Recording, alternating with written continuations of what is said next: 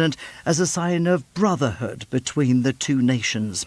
Despite that, the honour remains Ms Machado's. The Nobel Peace Prize Committee said in a statement that its award cannot be revoked, shared or transferred to others. Recapping the top story, the South African Weather Service has issued a warning for heavy and disruptive rain today for the northern escarpment and the lowveld of Mpumalanga, as well as the southern lowveld of Limpopo. For SAFM News, I am Anne Musa. SAFM, guiding you through the rush hour traffic. A very good morning. Couple of breakdowns on the M1 South through Midrand, which could get in the way if they're there for too much longer. To New Road and another shortly after at Buccleuch interchange.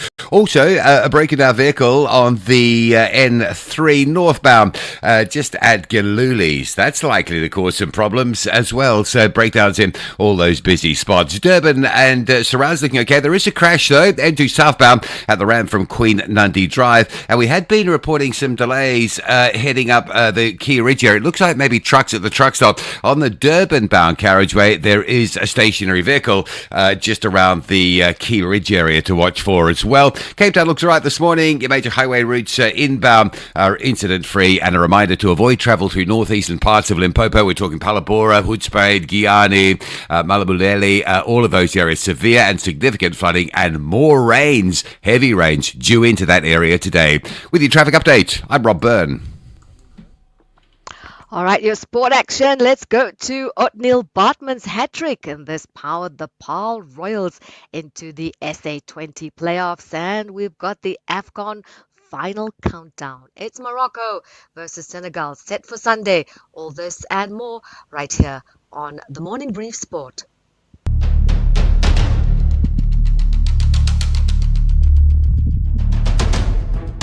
The Morning Brief with Thulasizwe Simelane. Weekdays, Monday to Friday, 6 to 9 a.m. The Morning Brief with Thulasizwe Simelane. Weekdays, Monday to Friday, 6 to 9 a.m. Today is Friday, the 16th of January, 2026. It's just gone 7 minutes after 6. Live and direct from our studios here in Auckland Park in Johannesburg. We are SAFM on 104 to 107, but also live on all of our digital platforms. Good morning to you and welcome to the Friday edition of The Morning Brief. Come, let us huddle together for the next 3 hours so we can inform and engage each other and perhaps somewhere in the friction sharpen each other's perspectives on the key and consequential news and current affairs developments shaping our world today. Among some of what we will tell you over the next 3 hours, it could be a case of the chickens coming home to roost finally for us in our economy. For years, we have been warned repeatedly about the high cost of failing to protect the legitimate tobacco industry from being overwhelmed by illicit cigarettes. It seemed to be one of those problems where everyone knew that there's a problem and everyone knew that the problem needed to be solved. But for some reason, perhaps everyone thought it was someone else's job to actually solve that problem once and for all. Well, what am I talking about? The country may be just about to pay the heftiest price yet for its failure to rein in the proliferation of illicit cigarettes in the market, with British American Tobacco announcing it will shut down its only South African manufacturing plant by the end of 2026, after decades of warnings going unheeded. BAT and other industry players have long cautioned that illegal cigarettes, now estimated to account for about 75% of the local market, are undercutting legal sales, hollowing out demand and squeezing legitimate businesses, not to mention the impact on the revenue that the tax authorities are not able to collect from that illicit trade. So here we are, people about to lose their jobs, that factory about to close by the end of this year. And it applies with equal force to other industries where there's illicit trade competing with those who are doing business legitimately. It's not just about tobacco, it's about every parallel industry that we allow to thrive undercuts the legitimate industry. So in this case, we're about to live through the consequences of failing to to rein that in. I'll be speaking to Johnny Moloto at about 7:10. He's head of corporate and regulatory affairs at British American Tobacco, Sub-Saharan Africa. We'll then touch on the severe flooding that has happened in Limpopo and Mpumalanga, which has left a trail of destruction, washing away roads, bridges, and damaging homes and infrastructure, not to mention claiming a number of lives and triggering the highest weather warnings as more dangerous rainfall is expected. President Ramaphosa visiting the area affected by the floods in Limpopo yesterday. And also will focus on this. Against that backdrop, the Kruger National Park has temporarily suspended day visitors, saying safety concerns and strained emergency resources leave it no choice but to limit access. You will have seen some of those videos and pictures emerging from Kruger National Park, the scenes playing out inside the park with flood waters entering the Letaba rest camp. Evacuations underway and access routes and gates like Palaburwa closed, so effectively cutting off the northern sections of the reserve. We'll talk about the impact of all of that with Ray Takuli, who is the General Manager for Communications at Kruger National Park. And that conversation will be coming up at about 7:10 this morning. And then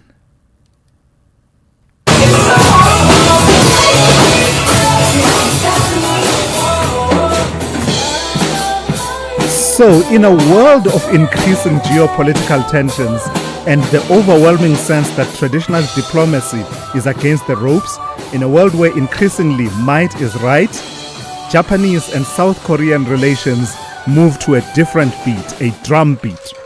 From diplomacy to drum beats, it wasn't just talks on trade and security that made headlines at the Japan-South Korea summit in Nara.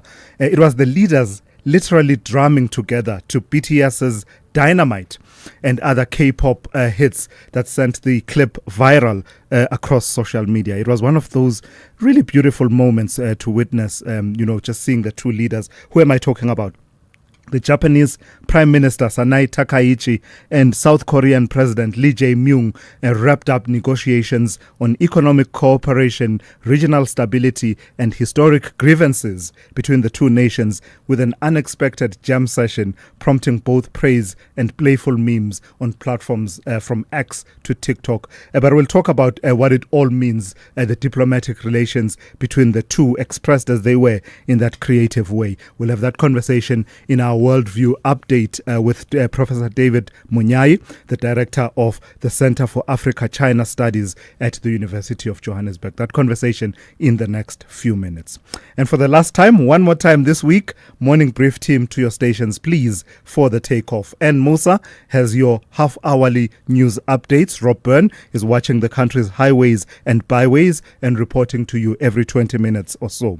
Zaikan keeping an eye on all things sport and giving you updates across the 3 hours. Melissa Puta completing your picture with her morning brief in brief. And as always, Ndauleng Lechela always right on the money with updates on business, economics and the markets. And Sipho Mantula will always do as he does, especially on a Friday, with the extended version of his Africa update. And that's coming up at about 20 to 7 this morning.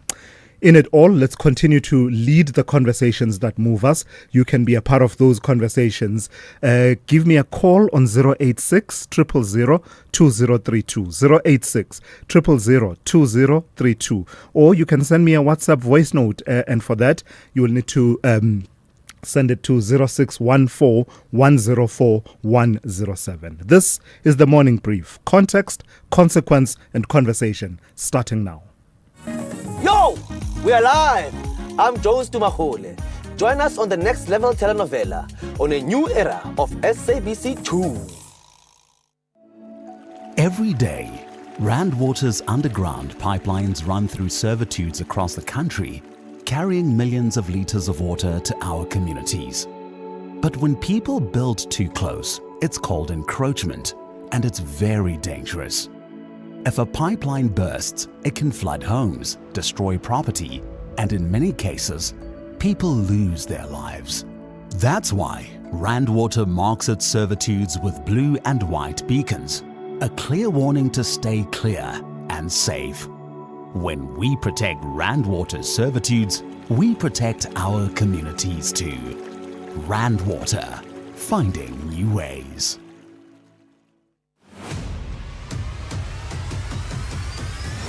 Thulasizwe Simelane is streaming live now on Facebook, YouTube, and X at SAFM Radio.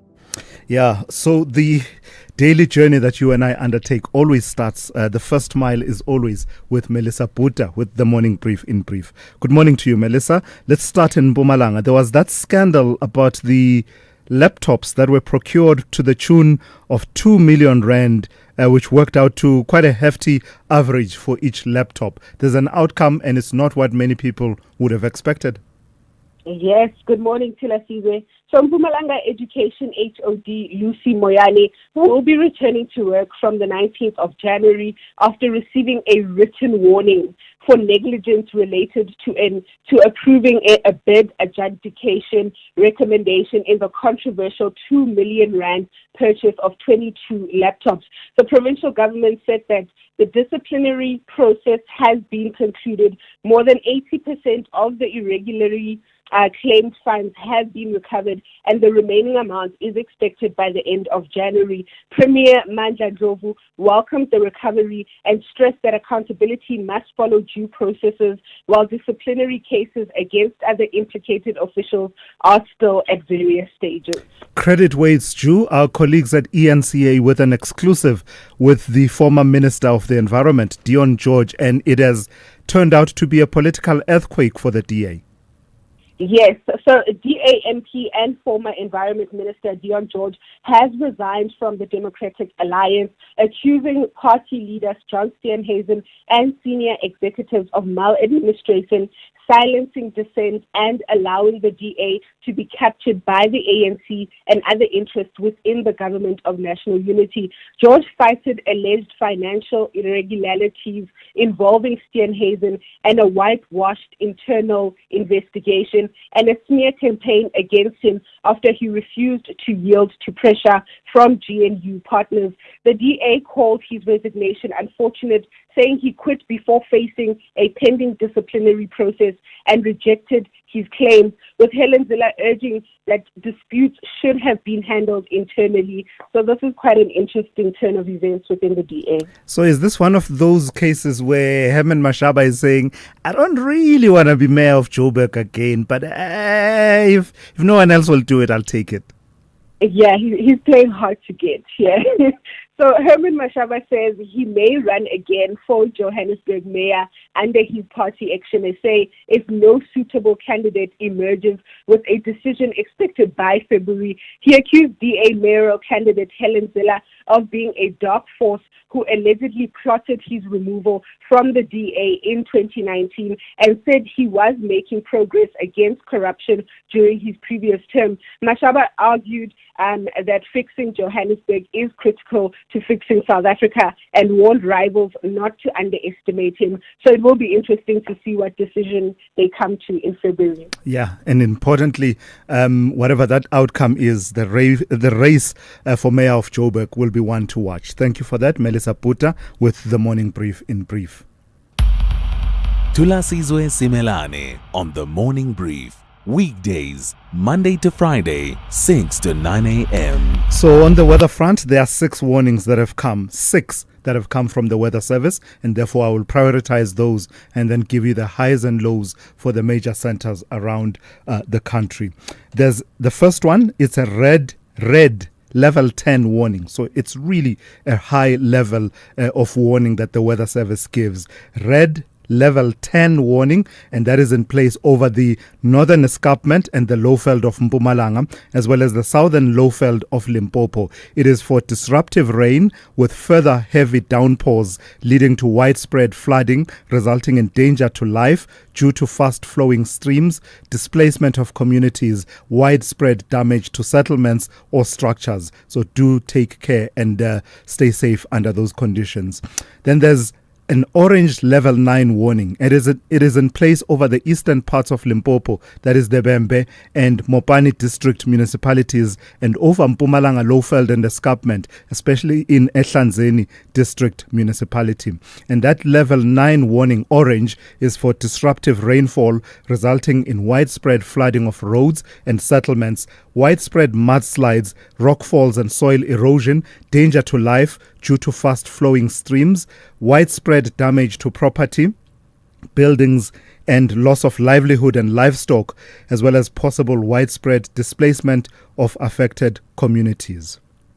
Then there's a orange level 6 warning, and it is in place for It is in place for the central parts of Limpopo, so it's parts of Capricorn and Sekhukhune district municipalities, and eastern Highveld of Mpumalanga, so Emakazeni, Msugalikwa, Mkhondo, and Chief Albert Luthuli local municipalities. That orange level 6 warning is for disruptive rainfall resulting in flooding of roads and settlements, both formal and informal, mudslides, rockfalls, and soil erosion, danger due to fast-flowing streams, damage to property, infrastructure, loss of livelihood and livestock, and that is the orange level 6 warning over those places.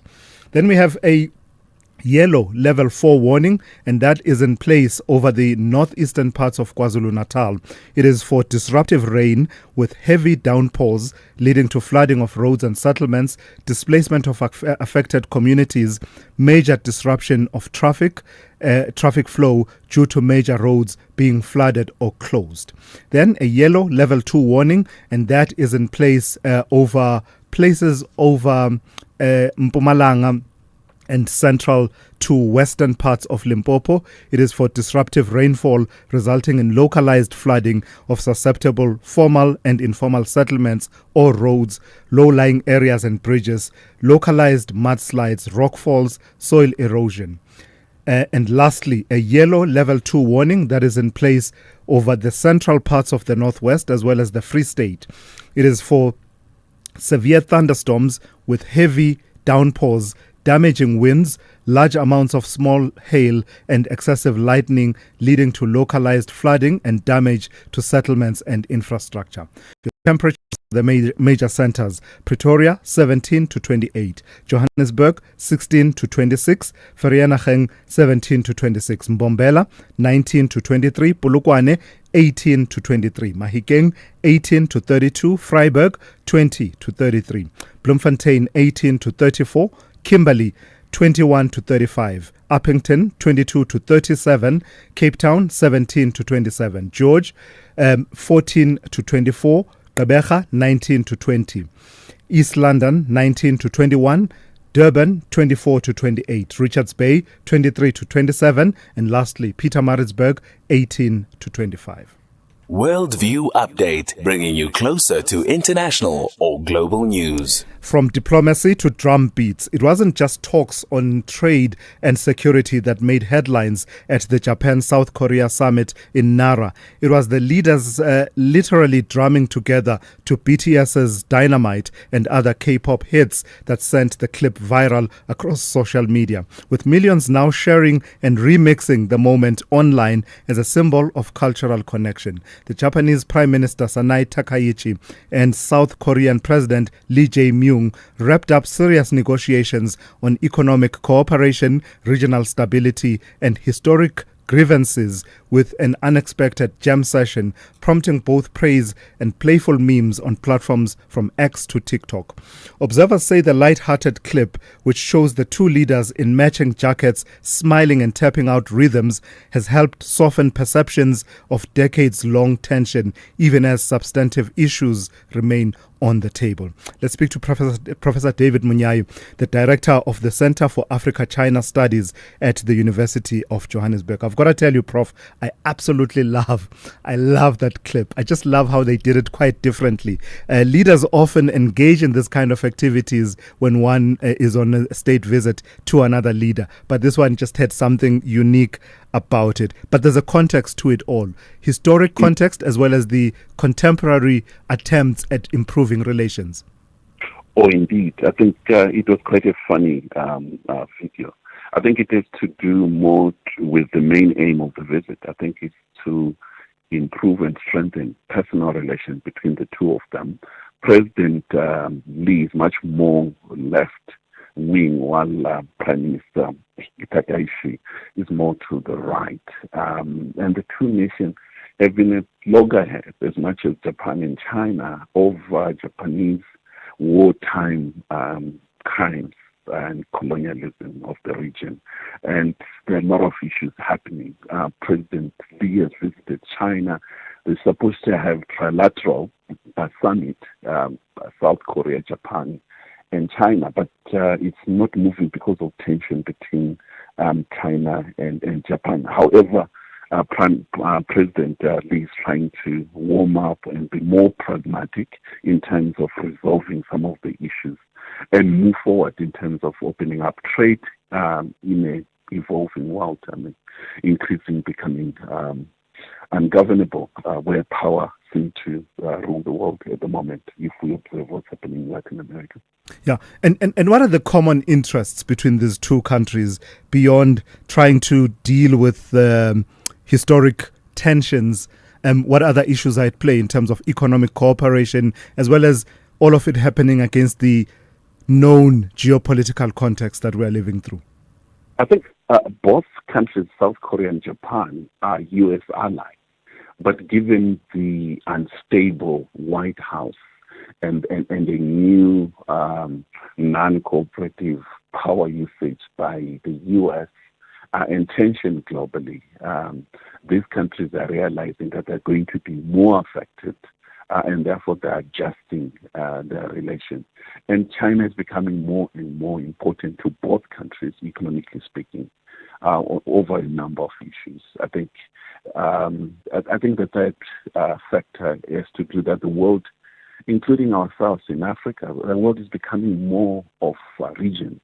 You have to be good in your own region. You have to be closer with your neighbors, with the fear of destabilization of global value chains, and therefore strengthening regional global value chain.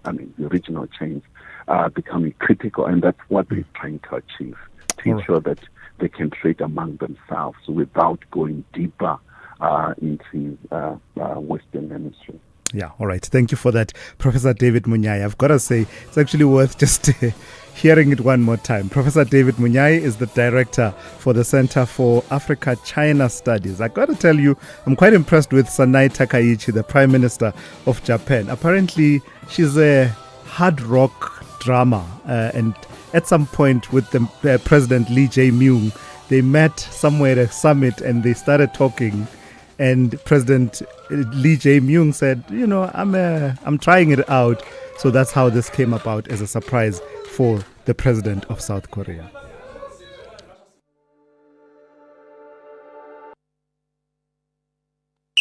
This is SAFM Sport with Zai Khan.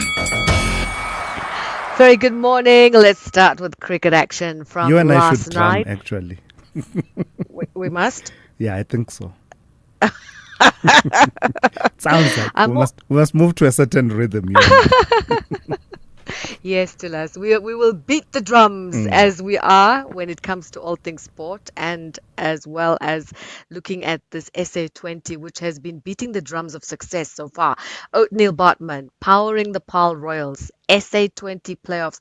What a sensational 5-wicket haul. All happened at Supersport Park. The fast bowler grabbing 5 for 6, including the tournament's second ever hat-trick as the Royals crushed the Pretoria Capitals by 6 wickets. Bartman now leads this season's cricket chart and is the all-time leading wicket taker in SA20 history. Wow. Now, Banyana, they've been handed a favourable draw for the 2026 Women's Africa Cup of Nations in Morocco. South Africa, seeded top of Group B, will face Burkina Faso, Ivory Coast and Tanzania.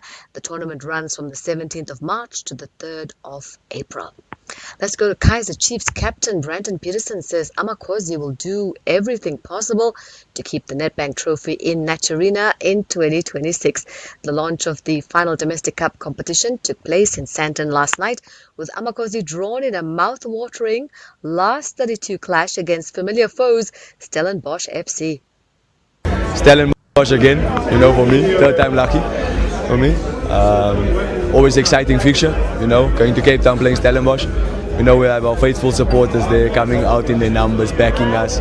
And history has shown, that this fixture is entertaining football, goals being scored, excitement. So we're looking forward to it, and going into this season, Nedbank Cup, you go in with new confidence as defending champions. So for us is that shift of mindset, knowing that every game is important for us, from the first minute as we step onto that field, it must be known that we are the defending champions and we have no plans on giving our trophy up, because we want to bring it back to Nacho Arena. And finally, rugby. The junior Springboks will begin defense of their world title against Uruguay on the 27th of June in Georgia. World Rugby has confirmed the schedule for the expanded Junior World Championship, returning to a 16-team format for the first time since 2009.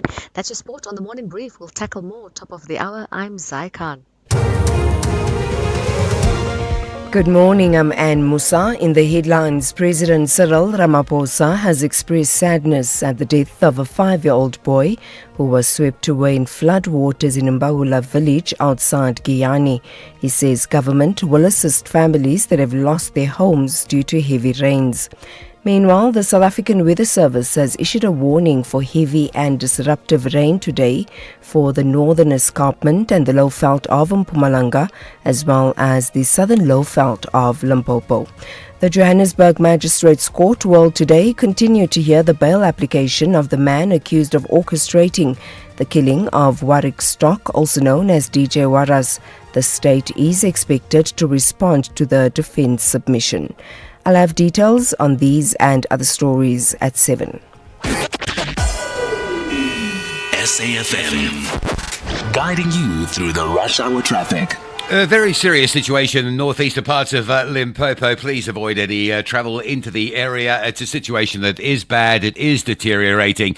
More rain due in there. And of course, the rain that's already sort of fallen and moved through the rivers, well, that's just in a repeating cycle now as more rain comes into the area, works down those swollen rivers and just exacerbates everything. So lots of roads, mainly sort of local roads that are closed off. Some roads are washed away. Roads like the R40, the R71, sort of western side and south of Palabora are flooded, rivers running fast, some bridge damage as well. So sort of Giyani, down to Hoedspruit, Palabora, that sort of area, really just avoid it. Also, if you've got any plans to get into Kruger Park this weekend, make sure you are ringing ahead and getting advice from the locals, from the tour guides or from the organisers. It really is very important that you know what you're driving into and whether where you are going is open and accessible. As we saw yesterday, some campsites simply being evacuated. Also, the heavy, persistent rain has just sort of exacerbated the problem with potholing as well.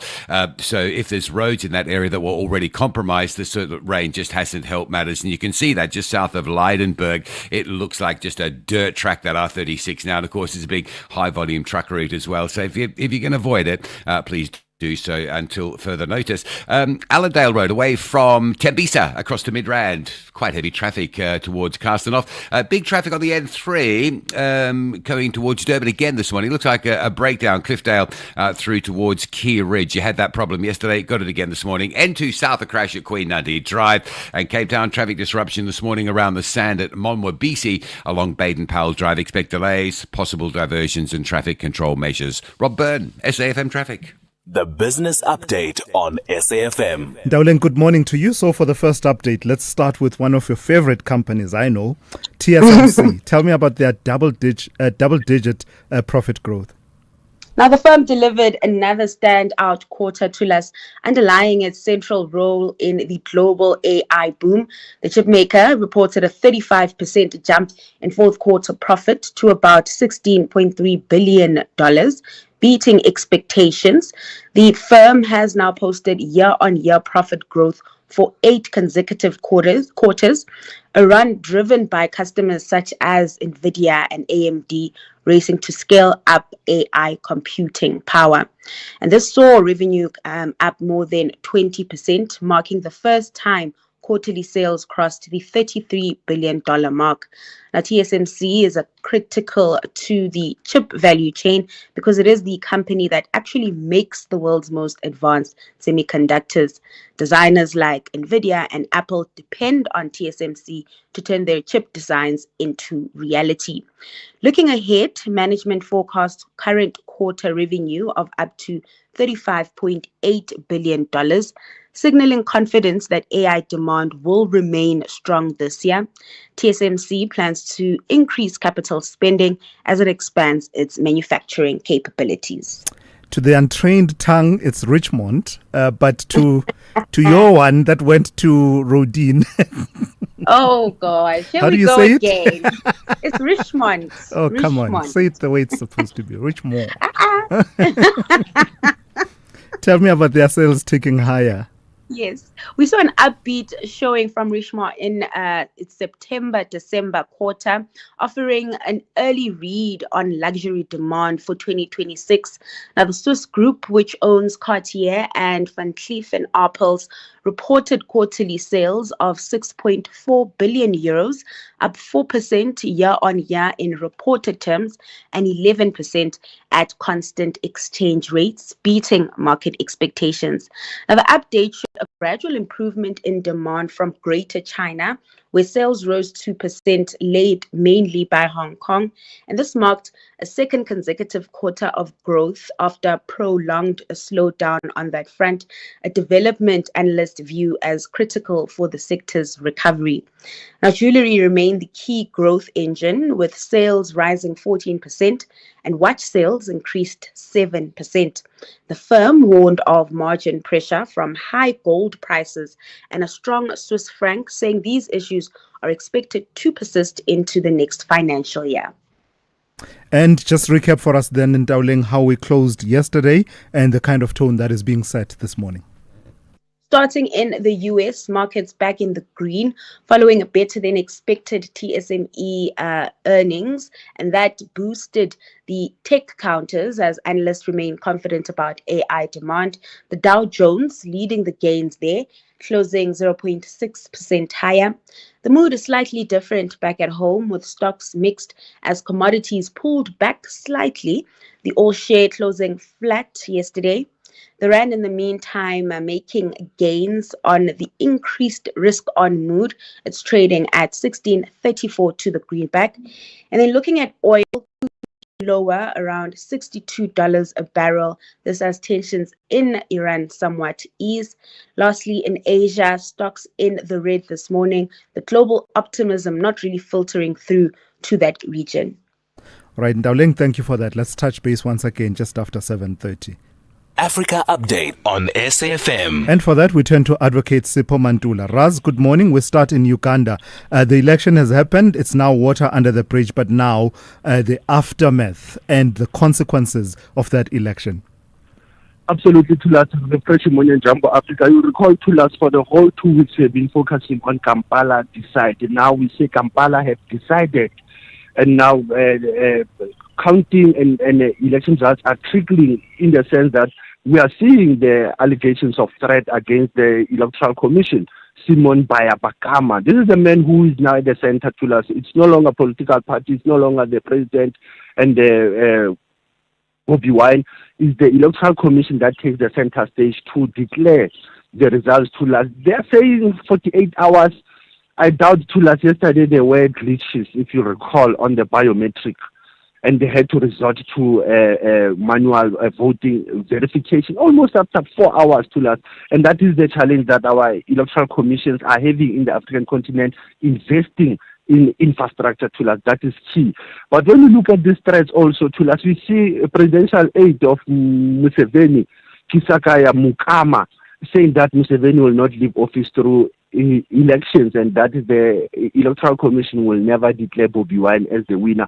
Very worrying to us that an advisor to the president just comment on just after the day of elections. That is not good to us, because that also dents the issues. We don't know whether the internet will be up and running to us, because elections are done and dusted.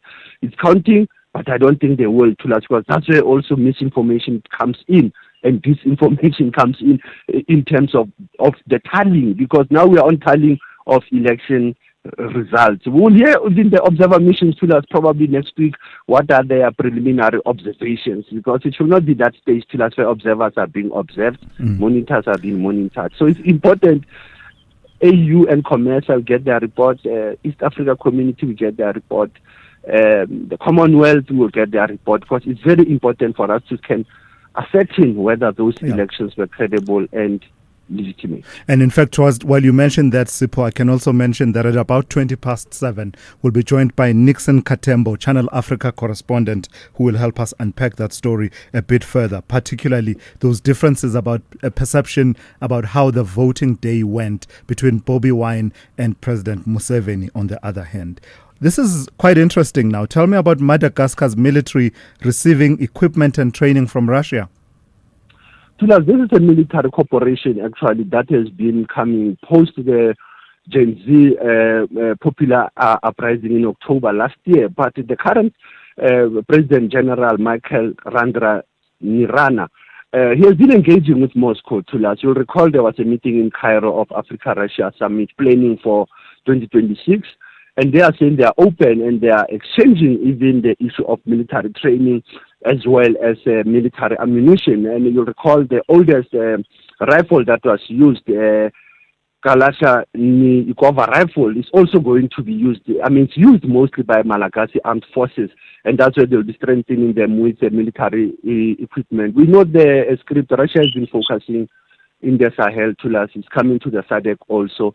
And that is promising because that's a long history that has been had. I mean, that has been there between Moscow as well as Africa. And it's the same like Latin Americas and its relations to SADC just recently that we have seen. So let's wait and see about Antananarivo and Moscow military cooperation. Heavy rains and flooding is the theme across a number of Southern African countries, South Africa, Mozambique, and now you're telling us about Zimbabwe, specifically the capital, Harare.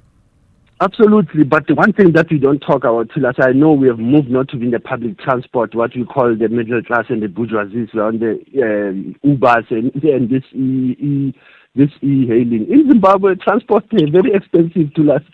When you look at buses, taxis, and people staying in long queues. That is what is coming out of Zimbabwe now, that even commuters are struggling when they are traveling from their villages to the city.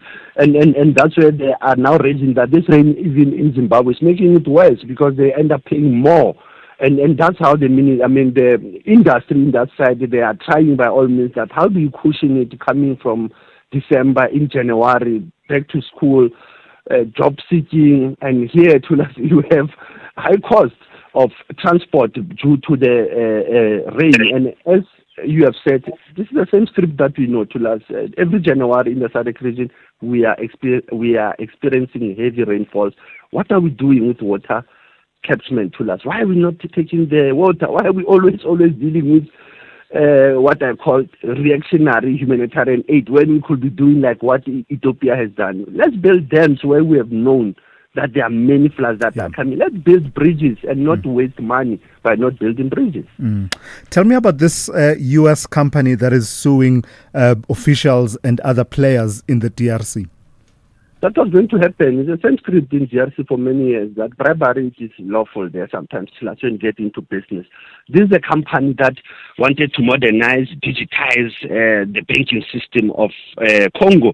And this company claims that they have already opened a lawsuit against some of the government officials in the DRC. We are talking here to $72 million. And the Congolese government was supposed to pay 20 million within 2 weeks. And this is in the technology and services, like I said, revitalizing. They are saying it's revitalizing the DRC public bank and digitize and modernize their economy. Now, it seems some of the people who are close to Felix Tshisekedi might be involved. They might also deny it. The Minister of Public Enterprise. And I think it's the same script again, if I can be honest with you. Whenever you engage with investors, many member states in the continent, they have this appetite of corruption, and it will end up in the civil lawsuits. And that's where they have to pay back the money. If people have invested and there's bribery or what we call embezzlement of funds, let the due process of the law take its course. Yeah. Lastly, Sipho, your historical archives, you have 2 dates that you've put forward, and that has to do with 2 sons of the African soil that you are remembering and commemorating. 17 January 1961 and 17 January 1988. Absolutely. Still sticking with the DRC, but our listeners will bear with us till it is lamentation period probably. That's why we are mourning during this month. You are thinking of Patrice Lumumba, who tomorrow will be 65 years since he was assassinated. His death remained a secret for years until we knew about the return of his tools.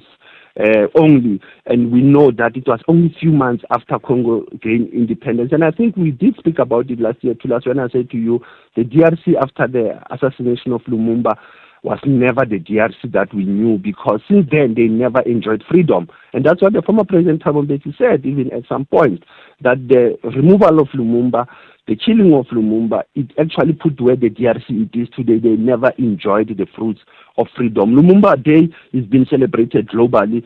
And you can see in the Africa Cup of Nations, there is a Lumumba image that is coming out very clear. From that one of gentleman, the that fan who stands at attention, and just mimicking the statue of Lumumba, and wearing the colors of the DRC. Finally, Thulas, I think that is in your space. You will never forget Percy Qoboza, 38 years when he passed away at the 50th birthday on a heart attack and falling into a coma. We know Percy Qoboza. I'm linking Percy Qoboza with, you recall, his 50 years of Soweto uprising, Thulas, June 16. Percy Qoboza was known for his what they call a barrage of criticism against the apartheid regime. He was an editor of the weekly newspaper, the City Press, most popular. He was editing Black edition mostly, and that's how we will honor Percy Qoboza. You know, the University of the Land, Thulas, UNISA, every year in October when we have the Black freedom, when it's a Black press, we are always having the Percy Qoboza lecture. Right. So today we are honoring Percy Qoboza, we are honoring Patrice Lumumba. It's back to school, Thulas. Asante Sana, SFM leading the conversation. You don't lead the conversation, I've told you. It's a true conversation, Super. Thank you for that. Have a fantastic have a fantastic weekend. That's Sipho Mantula there with your Africa update, the extended version that he always does for us ever so well on a Friday. The River Islanders believe the second half of the season is more demanding as they chase a win.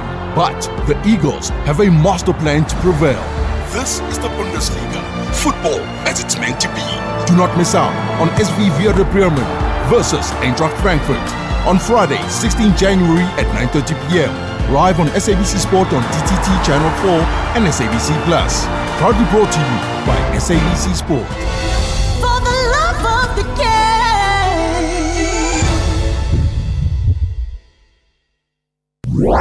Top Sport on SAFM. A lot of talk has been around what Coach Hugo Bruce was saying as he was talking to the media. One of the things that he said was that the team was at a disadvantage because Bafana didn't have a lot of players playing in European leagues. This is what he had to say. As a national team, you can do little on that because when you see all those teams that you name now, those are teams with players who play in Europe. We don't have them, and that is a disadvantage for South Africa. Cameroon has a brand new team. There's a guy, the striker Kofan, is playing Leverkusen. He's 19 years old. So this is the opportunity that our players need to have because they have to be challenged more. For me, I think I was also asking, and I'm still asking, why didn't he say that exact same thing when Bafana finished third at the Africa Cup of Nations? Also, who chose the national team to go to the Africa Cup of Nations? Top Sport on SAFM. Across South Africa, online and on radio. SAFM, let's talk. A very good morning. More evidence of road closures across that northern and eastern part of Limpopo through the heavy rain area. Please avoid travel. That is our serious advice to you until further notice. It really is a devastating disaster situation that is rapidly unfolding right in front of our eyes out there. Also, as well as roads that are flooded and bridges that are washed away, you've got any sort of road that was compromised by potholes, an absolute sort of just a mud pan. Now, you can see that on the R36 just south of Leidenburg. It'll be really just difficult to get through that without the flooding, just due to the condition of the road. So avoid travel would be the serious call that goes out this morning. Crash on Durban's N2 southbound near Quinlandy Drive, holding things up. If you're Durban bound, again, another really jam-packed morning from Cliffdale down to Key Ridge, around a couple of breakdowns. Rob Byrne, SAFM Traffic. Why is there a horse in your driveway? You right, Savvy. Why drive a Mustang when you can ride one? What the missus say? Well, she had a bit of a long face, but now she's stable. If you need a backup plan, We Buy Cars can sort you out. Nah, Savvy, this thing is eco-chic. Stop horsing around, cowboy. Rather get one of these from We Buy Cars. What's the horsepower on that thing? More than one, Dorf. More than one. Don't be Dorf, be savvy. We Buy Cars, geared for adventure, geared for you. Mzansi, Powerball has reached a mega 165 million rand estimated jackpot this Friday. That's one of the highest jackpots to hit the country. Play Powerball for an estimated 165 million rand jackpot today for your chance at greatness. Buy your tickets now in store on nationallottery.co.za, the mobile app, cell phone banking, or simply dial *120 *7529# for USSD. Panda, Pusha, play. Players must be 18 years old or play responsibly. E2 is a proud operator of the National Lottery. Thulasizwe Simelane on the Morning Brief. Weekdays, Monday to Friday, 6 to 9 a.m. 9 minutes to 7. This is one of those stories that really make my blood boil. But I'm going to be as calm as possible because we have to have, rational conversation and engage even when it really is quite uncomfortable and difficult to do that. Minibus taxis are once again in the spotlight for all the wrong reasons after a disturbing video circulating on social media shows taxi patrollers harassing members of the public and refusing people the right to take or give lifts. The incident has reignited concerns about growing lawlessness within parts of the taxi industry. Let's speak to Midday Mali, who is the chairperson of the Civic Centre Taxi Association. It is the association whose patrollers are captured in that video. Good morning to you, Mr. Mali, and thank you for your time.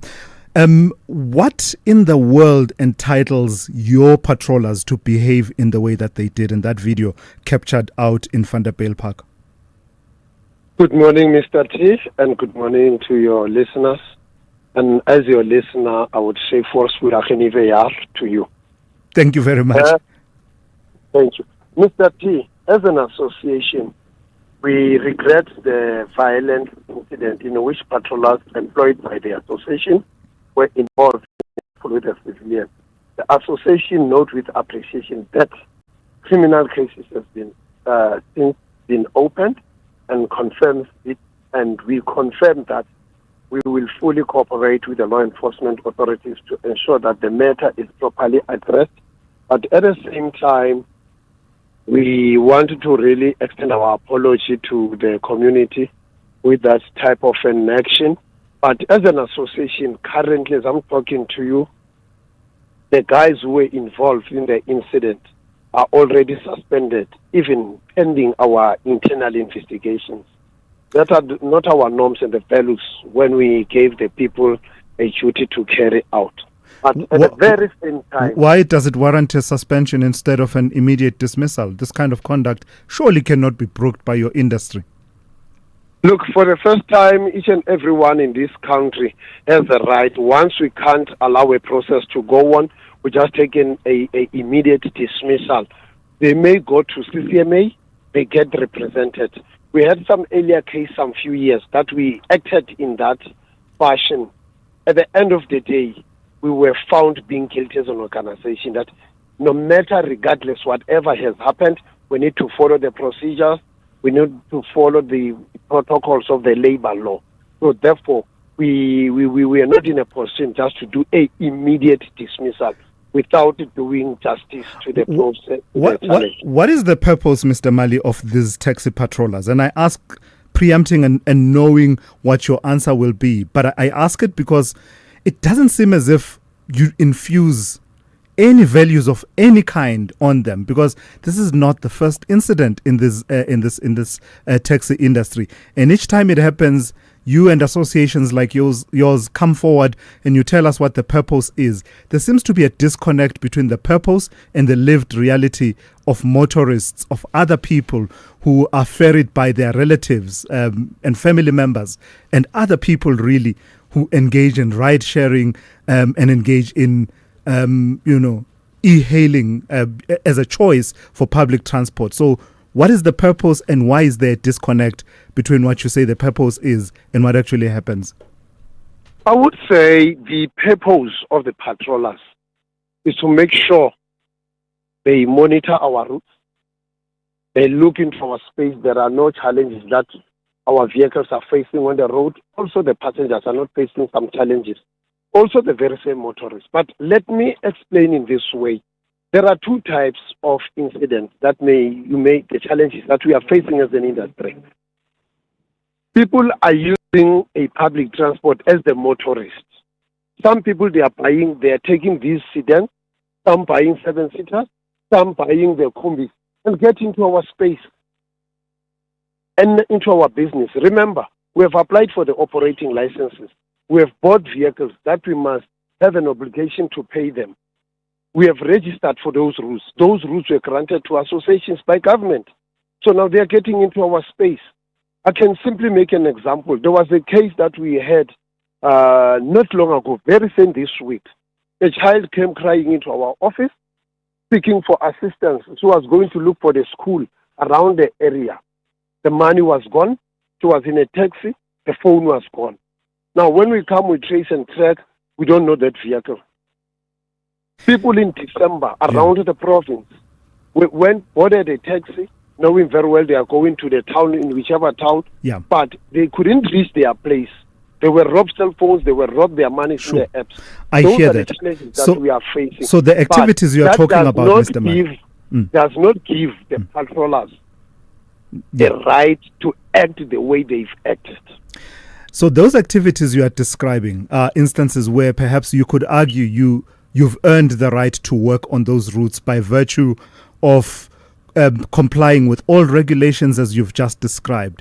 But it is a fact that your patrollers, in some instances, harass other operators who equally have a right, like e-hailing, who have a different right from the right that you have, which is minibus taxi business. Theirs will be a smaller business. Even they get harassed. What's the basis of them getting harassed then? If we say, perhaps you're saying people using their private vehicles to operate as a business cuts into a business that you've legitimately earned.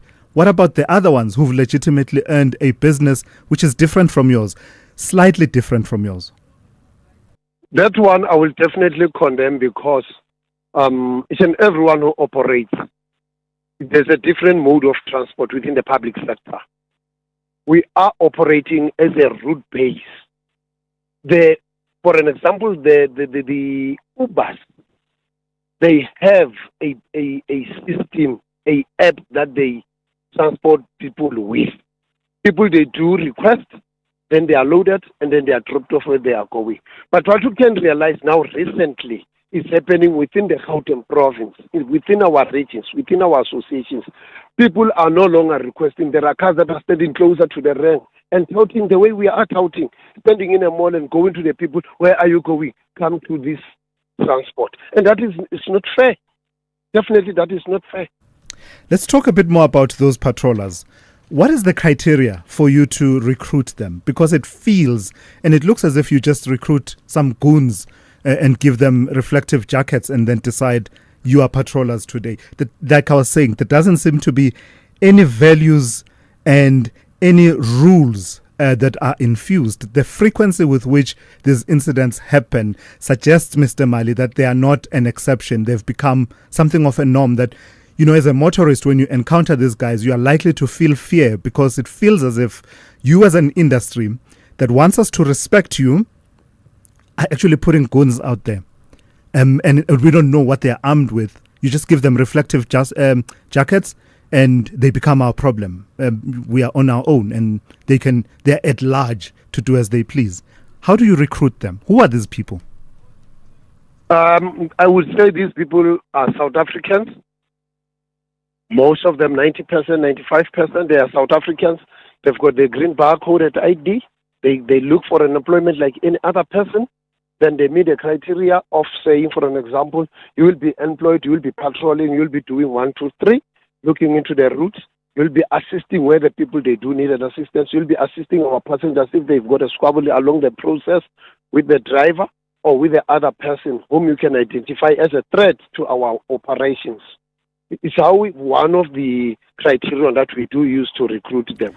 Recruit the people. Are they licensed or certificated in any way to undertake security work? Because a large part of what you are saying, I know you're talking about assisting passengers, almost like ushers and I don't know, that kind of line of service industry. But in the main, the core of what they do would fall in the category of security. And I put it to you that you are putting people out there as security that absolutely have no background and training in security, but rather display thuggish behavior, as demonstrated recently in that attempt that went wrong for some of them in Limpopo as they accosted police officers and ended up being arrested.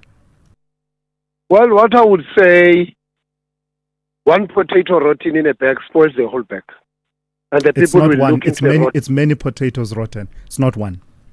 No, I would say one. And I can justify that. The good that they are doing is not captured by the public to start with. And then secondly, the incidents that are happening, we say, yes, it's not a one incident. This is not the first incident. There are incidents that are happening, but we are taking cautionary measures to deal with them as different associations. Here's a challenge for you, Mr. Mali. When they do good, put it out in the public. Okay. Why have you not shown us the good that they do? I think I can just simply make one and a simple example. We had a looting. They did good to protect some of the shops. And that's a simple one that is known in the public. Many South Africans stood up and were counted during that difficult time. Since then, what have they been doing that's good? Yeah, I'm just counting one amongst them. That can be witnessed by anybody. But most importantly is that what they are doing that is wrong, we need to deal with it so that we protect the image of our business. We protect the dignity of our communities. All right. We protect the dignity of the business itself. All right. I've got to go. Yes. Yeah. All right, Mr. Mali, thank you for engaging me. Midday Mali is chairperson of the Civic Center Taxi Association. Completely out of time. Let me go straight to N. Musa with the latest news. Outsurance is in the business of saving you money on your car insurance premium. If they can't, ask for 500 Rand. SMS out to 30754. That's out to 30754.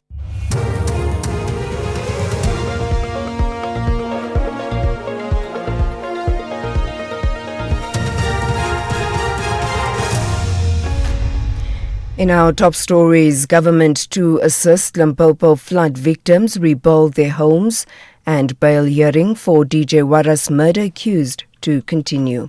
Good morning. We start with news just in. Johannesburg Mayor Dada Murero is in the hot seat again. Al Jama and UDM have filed a motion of no confidence against him. In other news, President Cyril Ramaphosa has expressed sadness at the death of a 5-year-old boy who was swept away in flood waters in Mbahula village outside Giyani. Ramaphosa was speaking at the village where 36 homes have been destroyed. He says government will assist families that have lost their homes due to heavy rains. Our people will be taken care of. There have been the records, the details of every household and every person are now being gathered, and we will be making sure that they are taken care of. Even as some of them have gone to their relatives' homes, government is going to help them to rebuild their lives. Meanwhile, the South African Weather Service has issued a warning for heavy and disruptive rain today for the northern escarpment and the lowveld of Mpumalanga, as well as the southern lowveld of Limpopo. Marisa Whitehead has more. The rains could lead to severe and widespread flooding. Meanwhile, residents of Aldesia village in Elam outside Louis Trichardt in Limpopo have killed a crocodile which strayed after heavy rains caused severe flooding. In another development, 5 helicopters have been allocated to the search for the body of a 5-year-old boy in Baula village outside Guyani. Sianda Boloy was swept away when the house in which he was sleeping got flooded. The boy's mother, Olga Shivambu, survived by clinging to a tree. She's in hospital in Palaborwa. The Johannesburg Magistrates Court will today continue to hear the bail application of the man accused of orchestrating the killing of Warwick Stock, also known as DJ Waras. The state is expected to respond to the defence submission. This after the court dismissed the defence request for a copy of the CCTV footage. Nomtsikile Lumtabela reports. The accused, Victor Majola, has been placed at the scene through CCTV footage, as he was seen walking and pointing out the deceased to 2 other suspects, who seconds later proceed to shoot the deceased multiple times before fleeing the scene. Defense attorney Domsani Mabunda says it would be a miscarriage of justice if Majola is not given an opportunity to see the footage. The state has argued this process may affect the chain of evidence. The 3-day bail application has seen the state prosecutor and the defense attorney go back and forth on the release of the CCTV footage. The Mfuleni municipality in the Vaal, south of Johannesburg, has shut down water supply in Bedworth Park, Sharpeville and Vanderbijl Park. The shutdown is with effect from a few hours ago to 10 o'clock tomorrow morning. The municipality says the aim of the shutdown is to improve the efficiency of the Litabo Rand water pumping station.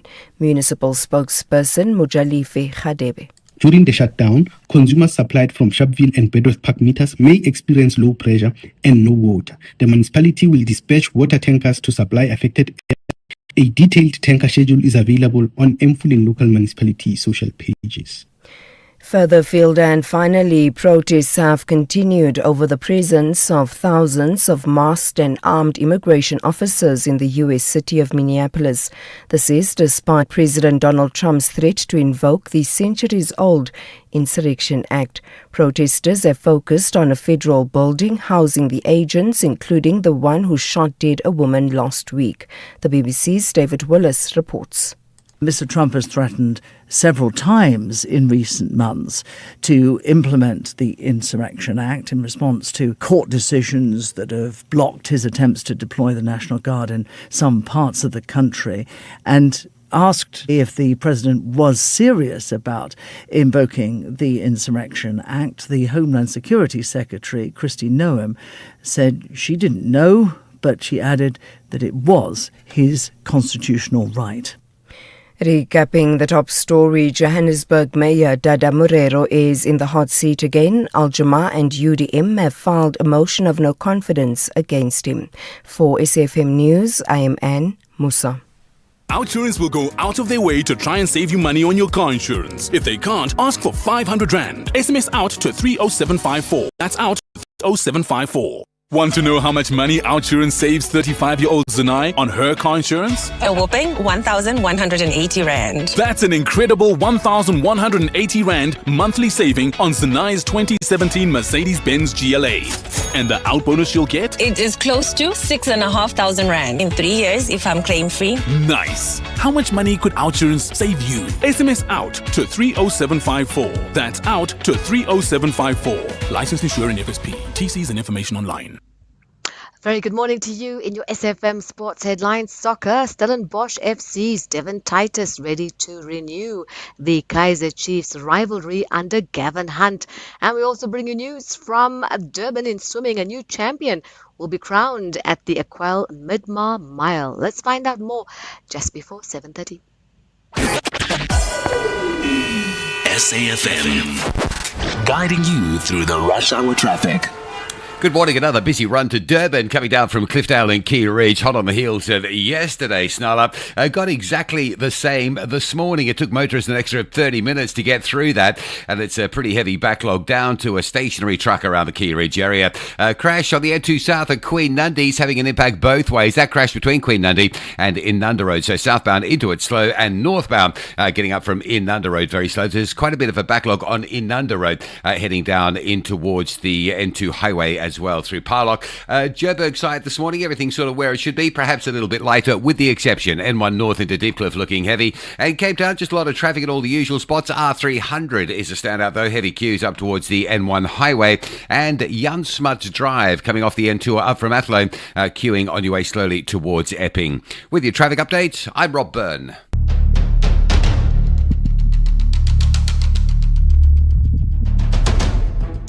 The Morning Brief with Thulasizwe Simelane. Weekdays, Monday to Friday, 6 to 9 a.m. The Morning Brief with Thulasizwe Simelane. Weekdays, Monday to Friday, 6 to 9 a.m. 9 minutes after 7 on this Friday. It's great to be in your company. Lots of reflections. It's already, the WhatsApp line is awash with your comments and experiences of ordinary South Africans, right?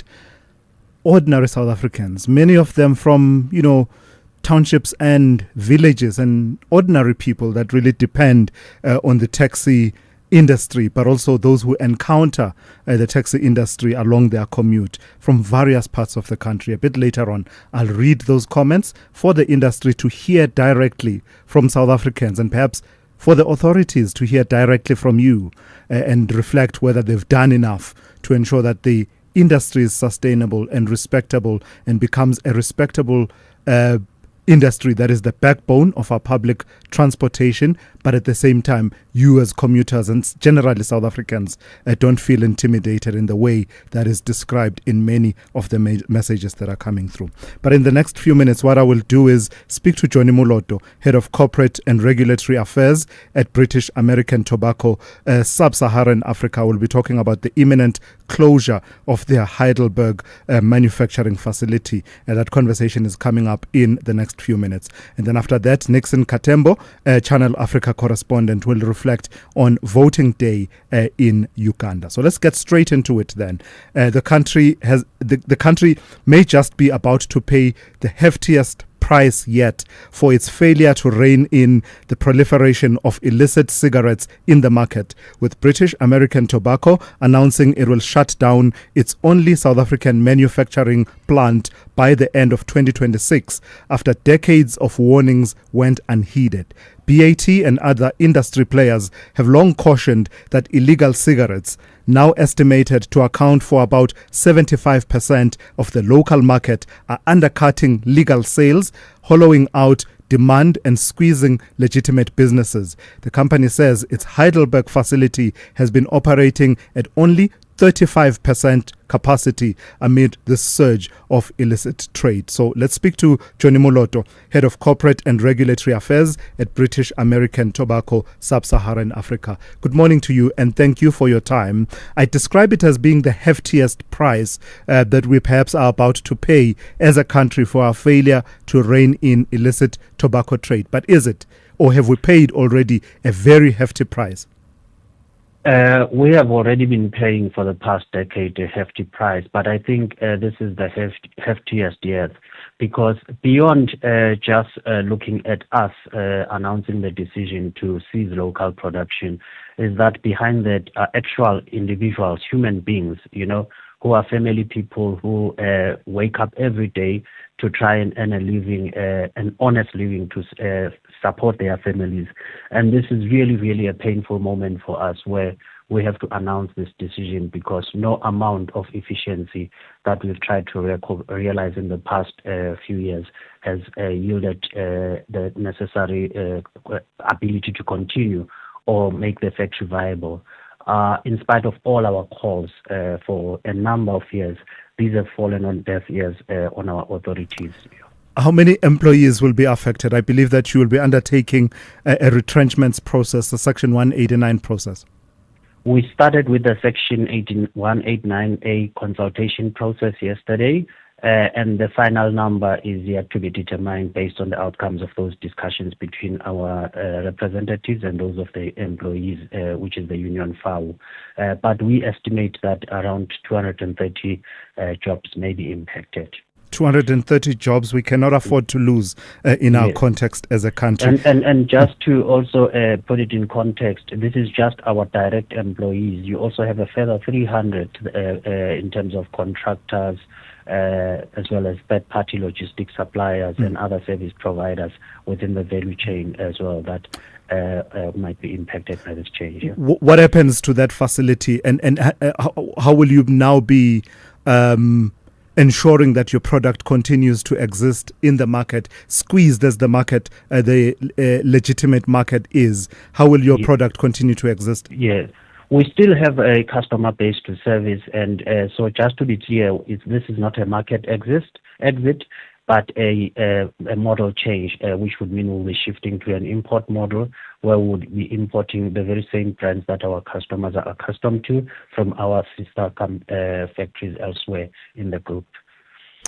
So many industries, Johnny, have a parallel market, an illicit market. But my goodness, for that illicit market to get to 75%, how did we get here when the cost of that is known by everyone, has been highlighted even by authorities themselves? Your SARS commissioner, everyone will talk about what it costs us as a country and then as an economy. But yet here we are. Yes. I mean, it's really have been about, denialism, where you've had some people, even within government, being doubtful about us raising these concerns that actually this is the size of the market, where we have even commissioned year on year for the past 7 or so years studies by different research institutions to demonstrate the impact of illicit. Even independent research houses like the one at UCT that is not affiliated or any friend of the tobacco industry has raised the alarm bells that post-COVID, that sales ban just turbocharged illicit, and we found ourselves where we are. And we constantly see officials who are in government, even up to today, still sending the incorrect messages that these are crocodile tears. Please say that to the people who are impacted, who are facing a bleak future, that these are crocodile tears, that this is a shame, that this is reality. There is real cost, a human cost behind illicit. So illicit really cost us dearly. And it's also a cautionary tale and warning to other industries as well, that if government doesn't really jack up its enforcement, we are seeing this already, starting to have a spillover effect in other industries like alcohol, pharmaceuticals, clothing, toys, and the such like. Yeah. Yeah. Lastly, Johnny, what will you say to someone who says, I don't smoke, I'm not affiliated with the tobacco industry, I'm not a proxy for them in any way. Why should I care about this conversation? If you do not care about this conversation, just visit the Heidelberg and just see that is the municipality on its own has a very high unemployment rate of 43%. Now, with some 230 more people entering the unemployment queue, that is a very devastating effect in an economy that is already severely depressed. So that's what I would say. That's the message I would say to them, that go talk to the impacted employees and say, whether you care about the tobacco industry or you do not smoke, but there is a service that we provide to customers that consume the product that in turn actually contribute to the fiscus and the socio-economic development of those areas in which we serve. All right, Johnny, I've got to thank you for your time this morning. Johnny Moloto is Head of Corporate and Regulatory Affairs at British American Tobacco, Sub-Saharan Africa. This message is brought to you by Eskom, redefining for a better future. Are you running a business? Every rand counts. Save electricity and cut costs by switching off lights, computers, and aircons after hours. Use energy-efficient lighting and equipment and make saving electricity part of your daily routine. Smart energy habits mean lower bills and greener business future. Let's power success efficiently. Let's use electricity wisely. Eskom. What's with the camouflage, Doof? I'm going hunting. Just me, nature, and my most underrated off-roader, a rental car. Hunting? You could fit that little car in your backpack, Doff. I sit in the driver's seat, baggage at the back, chairs on the roof. The kudu is going to get in and strap its own seatbelt, Savvy. Could do with more legroom, Doff. Go hunt for a new 4x4 at Weebuck Cars. They got great deals. Oh, shot, Savvy. Don't be doff, be savvy. We buy cars geared for that big trip, geared for you. Mzansi, Powerball has reached a mega 165 million rand estimated jackpot this Friday. That's one of the highest jackpots to hit the country. Play Powerball for an estimated 165 million rand jackpot today for your chance at greatness. Buy your tickets now in store on nationallottery.co.za, the mobile app, cell phone banking, or simply dial *120 *7529 hash for USSD. Panda, Pusha, play. Players must be 18 years old or play responsibly. E2 is a proud operator of the National Lottery. SAFM. Prime time all day long. 19 minutes after 7. Severe flooding across Limpopo and Mpumalanga has left a trail of destruction, washing away roads and bridges, damaging homes and infrastructure, importantly claiming lives and triggering the highest weather warnings as more dangerous rainfall is expected. Emergency services remain stretched as communities are cut off and authorities warn that rivers could rise further, worsening an already dire situation. Against that backdrop, the Kruger National Park has temporarily suspended day visitors, saying safety concerns and strained emergency resources leave it no choice but to limit access. Let's speak to Ray Takuli, who is General Manager for Communications at Kruger National Park. Good morning to you, Ray, and thank you for your time. The images coming out, particularly from the area around Letaba Rest Camp, are quite dramatic and concerning. Give me a picture of the damage and disruption that has been wrought on by these floods. Good morning, Thulasizwe. Indeed, we are very much concerned about the amount of water that's actually came out of the rivers. We must also understand that we don't have rivers that actually originate from the park itself. It's rivers that are coming from outside, including some of the dams that have been flooded as well. So the water is moving fast into the river streams within the national parks. As a result, Letaba is flooded, Shingwezi Rest Camp is flooded, and just last night, Satara Rest Camp is also flooding. We had to evacuate some of our staff members there. So the situation is quite dire. Tar roads have been swept away, particularly in the areas such as Punda Maria up north. So the north at the moment is cut out from the rest of the park. But we are rescuing people, evacuating people as and when it's needed. Yeah, say a bit more about that, because I think one of the images, an aerial photograph that I saw, showed one of the rest camps almost completely submerged. Tell me about the effort to rescue people and ensure that there's no loss of life, as well as injuries and people just being in distress. Yeah, we in fact started evacuating last week before the rain even started, because we're actually looking at the predictions of the rain and we could see some abnormal weather conditions approaching us. So the pressure in terms of moving people has not been felt that much, since last week. But people, especially staff, have lost their vehicles. They've lost their furniture in their households. So they've lost quite a lot to Thulasizwe. Yeah. So but we've moved them to areas that are safe, and then providing them with supplies such as medical supplies. Those that are on chronic medication, we've asked them to actually get to the nearest towns to get their medical supplies. So it's quite hectic. We are going into a meeting now at 7:30. Just to get feedback from all the areas in terms of how the evening has been.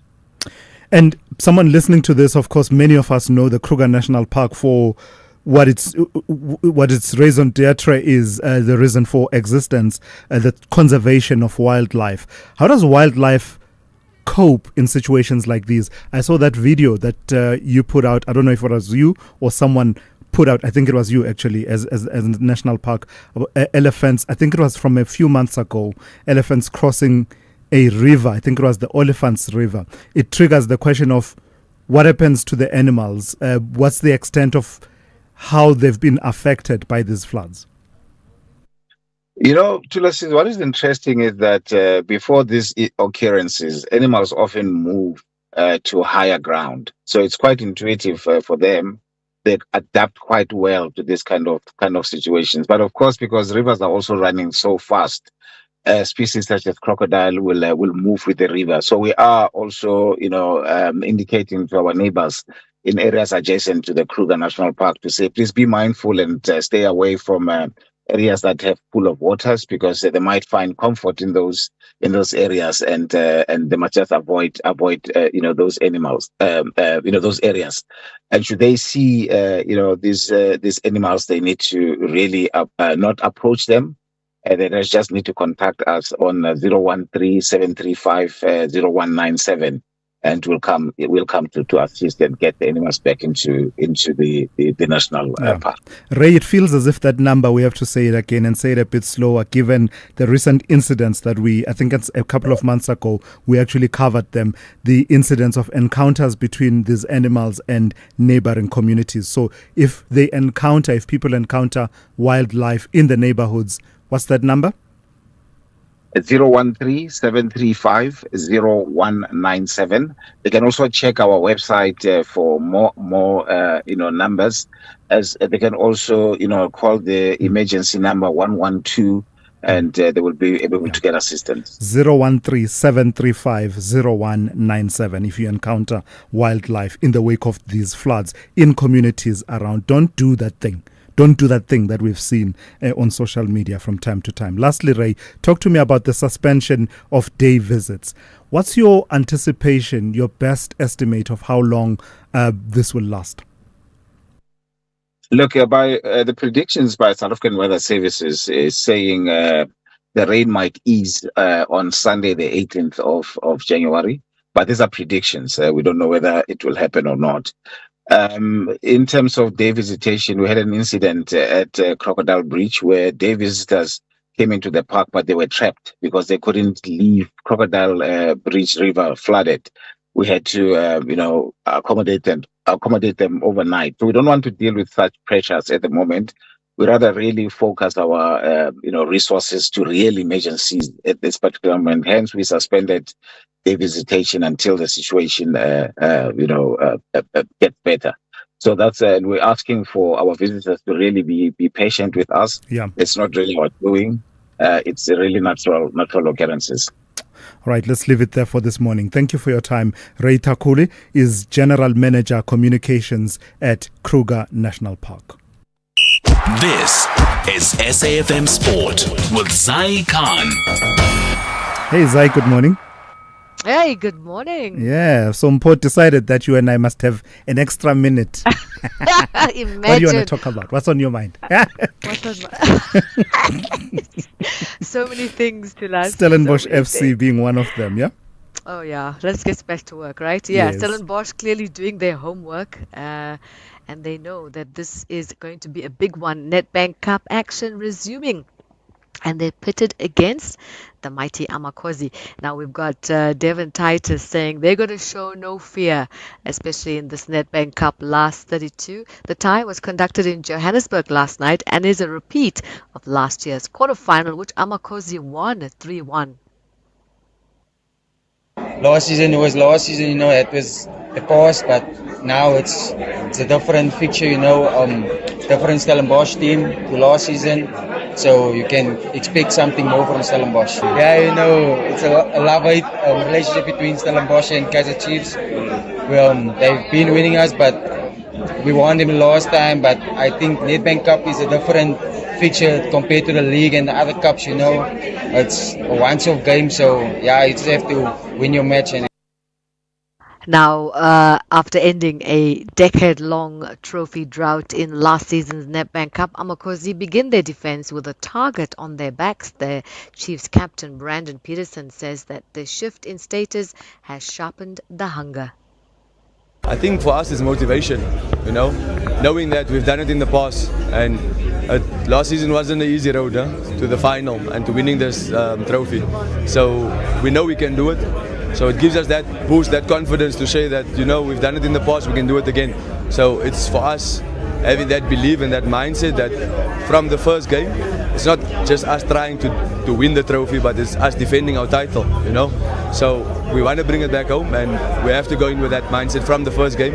So I know the guys are going to be excited, you know, to get the Nedbank started. So we're looking forward to it, and it's going to be a big one. Now, soccer from the continent. The veteran midfielder Idrissa Gana Gueye says Sadio Mane once again delivering when it mattered most after Senegal edged Egypt 1-0 to reach the Africa Cup of Nations final. Mane struck in the 78th minute in Tangier, sending the Teranga Lions into their fourth AFCON final. Now, Gueye praised Mane's big game mentality as they turned their focus to the host Morocco for Sunday's final. Good game, and we play our football. We stay calm till the beginning, and we deserve this win. Of course, it's always tough to play against Egypt, and they show it against Ivory Coast. But today we learn from them, and we play our game. We stay calm, and we thanks God, we thanks Allah to give us this win.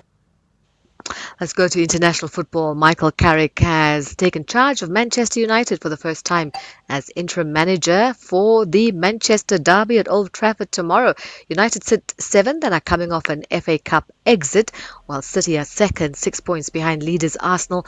Carrick is boosted by the return of Harry Maguire, as well as Brian Mbeumo and Amad Diallo, also available after AFCON duty. City, meanwhile, have been lifted by the January signing of Antoine Semenyo, who has scored in both appearances, while Pep Guardiola hopes AFCON returnee Omar Mamouche can ease the burden on an exhausted Erling Haaland. And finally, let's go to swimming. A new champion will be crowned at next month's Aquale Midmar Mile after Catherine van Rensburg opted not to defend her title. The 19-year-old Callan Lotter is among the favourites, but faces strong competition from the Olympic 10-kilometre champion Sharon van der Rovendaal, who's a former Midmar winner. And that's your sport. We'll be back top of the hour on the Morning Brief. I'm Zai Khan. Good morning, I'm Anne Musa. In the headlines, another motion of no confidence has been proposed against Johannesburg Mayor Dada Morero. Al-Jama Party has brought the proposal, which the UDM has seconded. 2 months ago, Morero survived a motion of no confidence a coalition of minority parties had proposed. The trial of 3 people accused of stealing a large amount of US dollars at President Cyril Ramaphosa's Palapala farm is expected to resume in the Modimolle Regional Court in Limpopo today. And Crime Intelligence Head Dumisani Kumalo says his problem with the SAPS began after he introduced reforms. He was testifying yesterday before Parliament's ad hoc committee investigating allegations of criminal infiltration, corruption and political interference in the justice system. I'll have details on these and other stories at 8. SAFM, guiding you through the rush hour traffic. Good morning. Just an update on the situation through Mpumalanga and northeastern or eastern parts of Limpopo with the rain. If it hasn't got through already, the message, Kruger Park is now closed. So that just gives you an extent of what we're dealing with in that part of the country. Kruger Park saying no day passes, no day visit. So effectively, it's not just a camp here or a camp there that's being evacuated and closed. It is Kruger Park in its entirety that is effectively closed now to visitors until further notice. A couple of the major routes that are closed down. Well, the big one, really, the R40. If you need to get from Hoedspruit area up towards Palabora, you can't do that. The R40 is closed at least a couple of sections. That's your sort of really big, sort of high volume route that's shut down. But there's a load of local routes that are all closed and in some cases will be closed for a long time because of the washaway situation. And if there's a road that's not flooded, but it's in that area and perhaps it was already compromised by potholing, well, you can imagine that situation has just deteriorated. Our advice remains avoid travel into the area until further notice. Not too bad around Gauteng highways this morning. Fairly light, but you know, it is a Friday. Contrast that with another busy one around Durban. Same deal as yesterday. Cliffdale down to Key Ridge, a breakdown in the roadworks. Another jam-packed morning. Truck crash between Queen Nandi Drive and Inanda Road into south but northbound. Backlogging as well. Both ways under pressure because of that scene. Truck fire incident at Mossel Bay. It's the N2 North going into Hartenbos. Looks like you'll probably be diverted around that scene. There is quite a bit of queuing pressure out there. In Cape Town, the big standout this morning, Jan Smuts Drive. If you're on your way from Athlone, heading up to Epping, give yourself plenty of time to get through. Jan Smuts towards Viking Way, heavily backed up. Rob Byrne, SAFM Traffic. The Business Update on SAFM. Dowling, good morning to you once again. Let's reflect once again on that story out in Heidelberg in Gauteng. Tell me about the decision of British American Tobacco to shut its manufacturing plant in the country. Now, the firm confirmed that the shutdown of that plant could affect about 230 jobs on the back of the shutdown. Now, BAT says the move was spurred by the dominance of illegal cigarettes in South Africa. The closure will end local cigarette production for the first time in over 50 years in the country and deal a blow to the Lesedi municipality, where the factory has been long a major employer. Now, BAT warns that the impact will extend well beyond the plant itself, with knock-on effects across the value chain, including suppliers, logistics firms, and contractors. A Business Day article reports that as many as 35,000 jobs are at risk across the broader tobacco industry. Now, the London and JSE listed group says illicit cigarettes make up about 75% of the market, leaving the plant operating at just 35% of capacity. Now, by the end of the year, when the facility closes, BAT will switch to an import-only model while retaining its secondary JSE listing, arguing that policy failures and weak enforcement have made local manufacturing unsustainable. It feels like one of those situations where there was a job to be done. Anyone could have done it, but no one did it because everyone thought it was someone else's job. Yeah. That's where we are, because I don't smoke, don't care much for smoking. Actually, people who know me will tell you, I can't stand it. But even I get it that, if you have a legitimate industry and you allow it to be overwhelmed, these are the results. Anyway, let's talk about M&A activity in the property space. Hyprop trying to sell Hyde Park Corner. You're saying that has fallen through? That's right, Thulas. The owner of the mall confirmed this, saying conditions tied to the agreement were not fulfilled before the deadline. Now, the collapse of the deal underscores the growing complexity of large property transactions in a tight funding and regulatory environment. The deal agreed in July last year would have seen Millennium Equity Partners pay 805 million rands in cash for a 50% stake in the mall. That deal would have been backed by a funding structure of 600 million rands in debt from ABSA and 205 million rands in equity. However, certain conditions precedent were not met within the agreed time frame, prompting both parties to walk away. While the exact hurdles were not disclosed, Millennium cited regulatory, funding, and timing pressures as key constraints. The termination also means Millennium's option to acquire the remaining 50% has lapsed. Importantly, Hyprop has not shut the door on a future disposal. The group previously flagged an intention to exit Hyde Park Corner within 2 years as part of a broader portfolio reshaping strategy, suggesting the asset could still come to market under different circumstances. How are the markets looking at this hour, Dowling? Asian markets mostly trading in the red, led lower by Hong Kong's Hang Seng, which slipped 0.4% despite efforts by the People's Bank of China to support growth through targeted sector-specific rate cuts.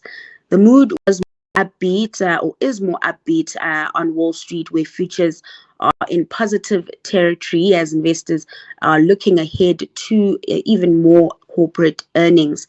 Back at home, trade mixed. A slight pullback in commodity prices weighed on the market, leaving the JSE All Share flat in yesterday's session. In currencies, the rand remained firm. It's trading at 16.33 to the dollar this hour. Oil prices edging slightly lower, around $62 a barrel. This has easing geopolitical tensions, reduced risk premiums. Right on the money as always. Thank you for that, Ndauling. We'll talk once again just after 8:30.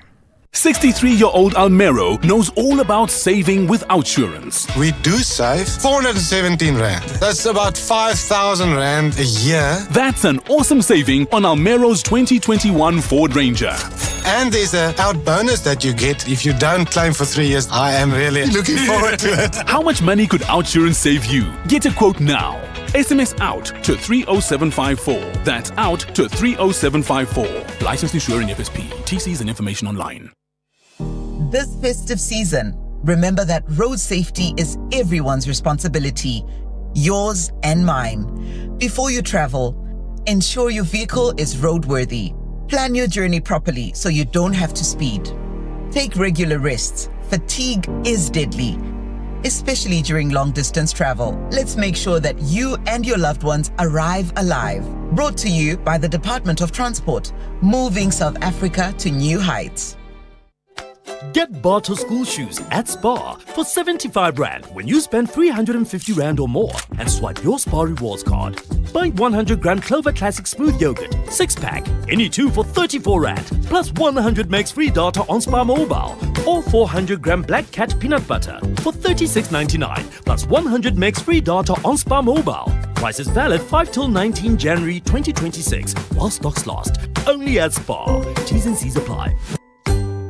Mzansi, Powerball has reached a mega 165 million Rand estimated jackpot this Friday. That's one of the highest jackpots to hit the country. Play Powerball for an estimated 165 million Rand jackpot today for your chance at greatness. Buy your tickets now in store on nationallottery.co.za, the mobile app, cell phone banking, or simply dial *120 *7529 hash for USSD. Panda, Pusha, play. Players must be 18 years old or play responsibly. E2 is a proud operator of the National Lottery.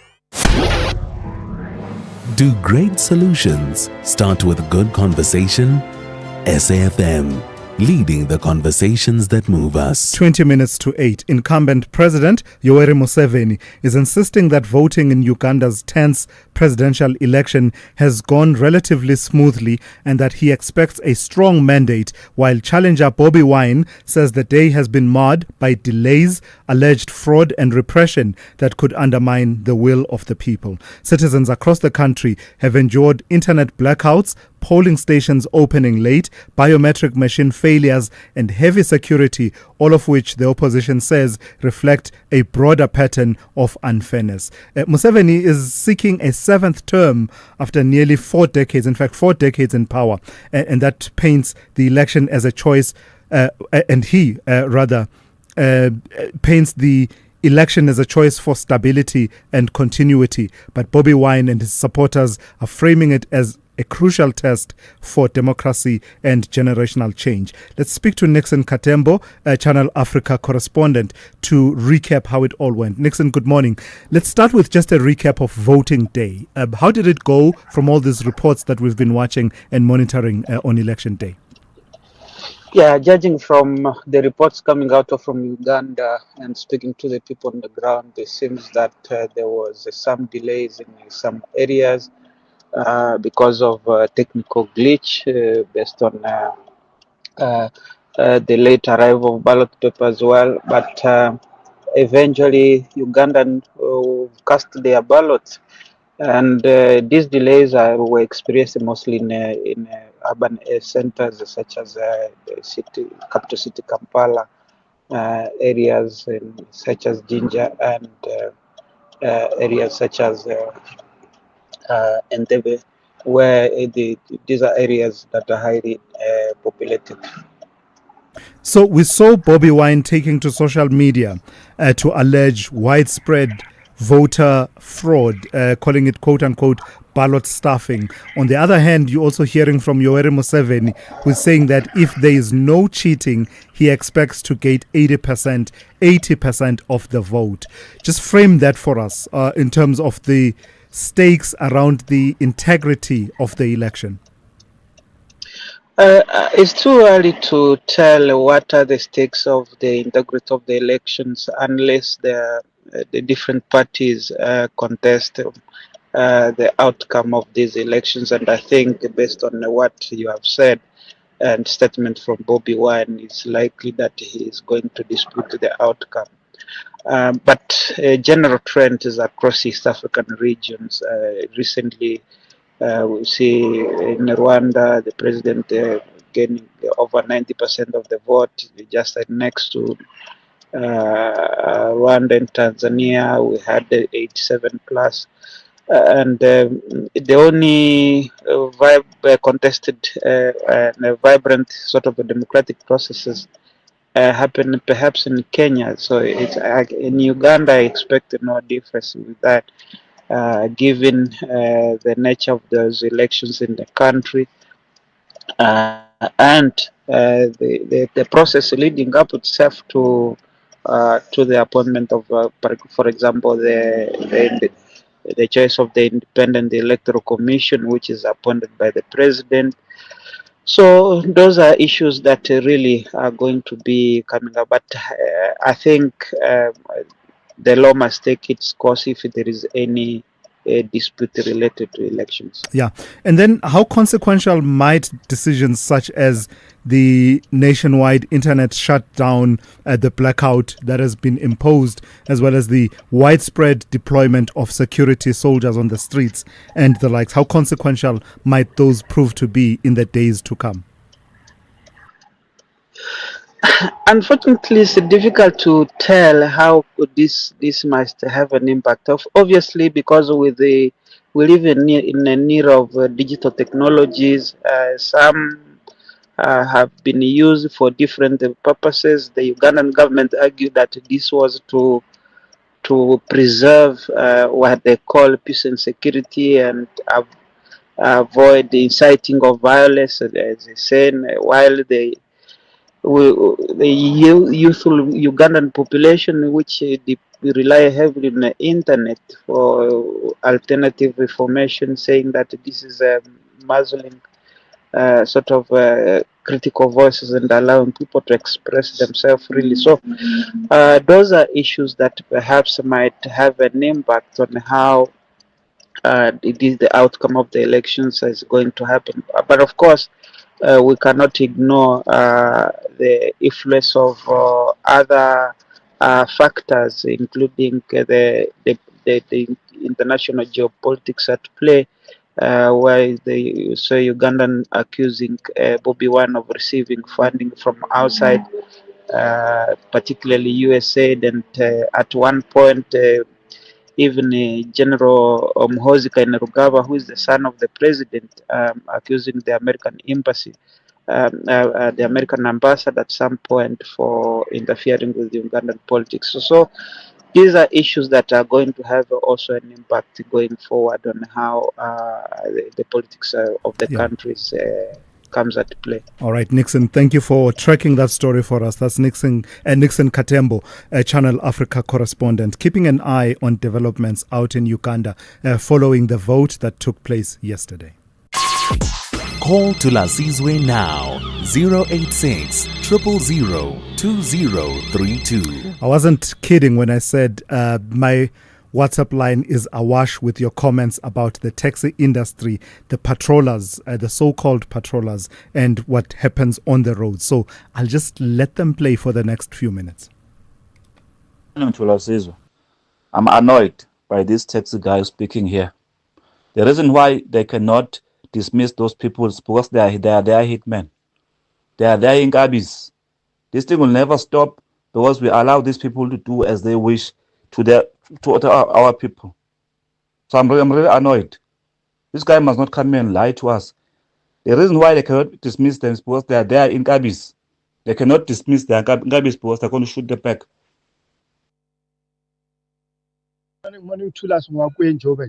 Thulas, just tell Mr. Mali, please tell Mr. Mali that once us as community members start taking hands into our own hands, them as taxi owners, they will never like it. Because we'll retaliate and we'll retaliate strongly.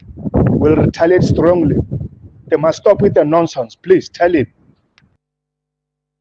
Good morning, Thulas. I'm Tobane Dalo in Makanda. I just want to ask your guest, do they check their criminal records when it comes to employing these guys? Do they vet them before they employ them? Thank you very much. Good morning to last team. It's Nasima Mohammed from Durban. The taxi industry is lawless, the majority of them. They have proliferated our transport industry. They do as they please. They are lawless and gangsters, and the government has to do something. We've been shouting for how long, and these atrocities keep taking place, and our people are being terrorized on the streets. Thank you. Bye. Hi, Thulasizwe. Turn right. This man doesn't know what he's talking about. You go to Rabi Ritchie Robots next to a Shell Garage. They even take out people who are on the backies. You must go that route alone, otherwise they harass you. So this taxi driver manager is talking nonsense. It's good to hear. The gentleman from the taxi industry is out of line. At some point, he was even raising his voice against you when you are saying they are hiring thugs, meaning this is not going to end and not end soon. So we need help as citizens. Please intervene as our broadcaster, and hopefully the law will take its course. Thanks. SAFM, guiding you through the rush hour traffic. Not a bad run out of Pretoria on the commute down to Joburg. There is a breakdown at New Road, so there's a bit of a slowdown, but it's not what you would find on Monday to Thursday. Volumes are lighter. If you're stuck in a bit of traffic, I'm not going to tell you it's a free flow, but it's not too bad. The N1, north and south queuing to get off at William Mandela, and there's a problem on the N3 south with an obstruction on the highway after Van Buren, so south of Galilees, it all backs up. And the N17, we're back to roadworks for the new year between Boksburg and Wadeville. N17 arriving into that area from Brakpan and Springs is pretty sluggish this morning. Durban, a truck crash. N2 going south between Queen Nundy and Inanda Road a little bit earlier this morning. Traffic is slow, but it's again an improving situation, but it's northbound that's being held up this morning. Slow going as you head up from Magana roadside. A lot of traffic around the Phoenix Highway, top of Trade Centre, bottom as you head out towards the R102, bottom side. That's all very slow. And another day hot on the heels of yesterday's queues. Cliffed out of Key Ridge, same deal this morning with a breakdown again causing that backlog of traffic on your way to Durban. Cape Town, Malabongwe quite heavy both ways around to noon, queuing to Potsdam Road and across N7 highway. And the big standout today for Cape Town motorists is Jan Smuts Drive. If you're coming out of Athlone on your way to Epping or on your way towards Old Mutual, big delays from Klipfontein Road all the way up basically to Viking Way. And Baden-Powell Drive closed this morning at Monwa BC. That sand is just too thick now. Motorists diverting locally bottom of Khayelitsha. Rob Byrne, SAFM Traffic. The pain of losing a loved one is never easy. At Clientele, we understand that burying loved ones with dignity truly matters. Our funeral plans pay out cash within just 24 hours, and you receive 200 Rand airtime when you claim. Plus, we cover up to 13 people on one plan. SMS SAFM to 48031. That's 48031. Clientele Life is an authorized FSP and licensed life insurer. T's and C's online. Standard rates apply. What if your child could achieve better academic results in 2026? At Teneo School, they can. Our smart school system tracks every learner in real time and helps teachers spot gaps early. The results? With over 3,500 successful Teneo School matriculants, learners improve their average marks by 12% in the first year. Access affordable private schooling, no restrictive entry, fees starting from 3,000 Rand per month. Enroll now for 2026 at teneoschool.co.za. That's TENEO school.co.za. Thulasizwe Simelane on SAFM. It's 8 minutes to 8. You're listening to the morning brief on SAFM 104 to 107. Still lots to come. And a bit later on, I think at about 8 thereabouts, I will do what I always do, just reading some of your messages that have been coming through on the WhatsApp line. And no prizes for guessing what's the topic that really dominates that particular conversation.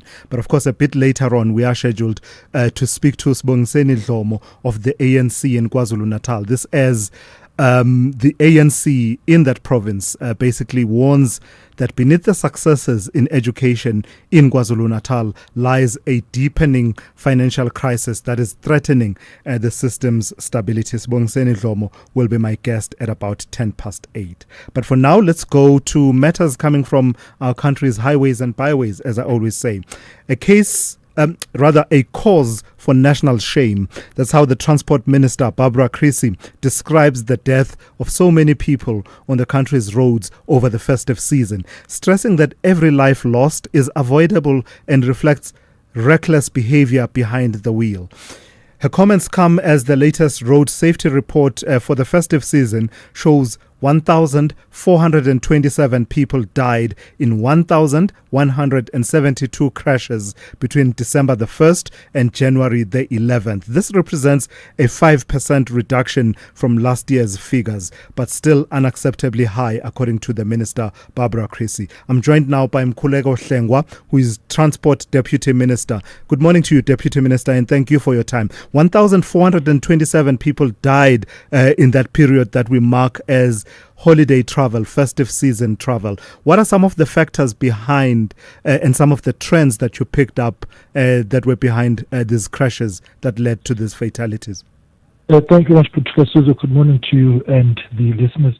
Well, in the main, 80% of the fatal crashes and fatalities can be traced back to driver behavior tendencies which are inconsistent with the law. Here we're speaking about speeding and overtaking in areas where you're not supposed to be taking, and therefore giving a prevalence to head-on collisions.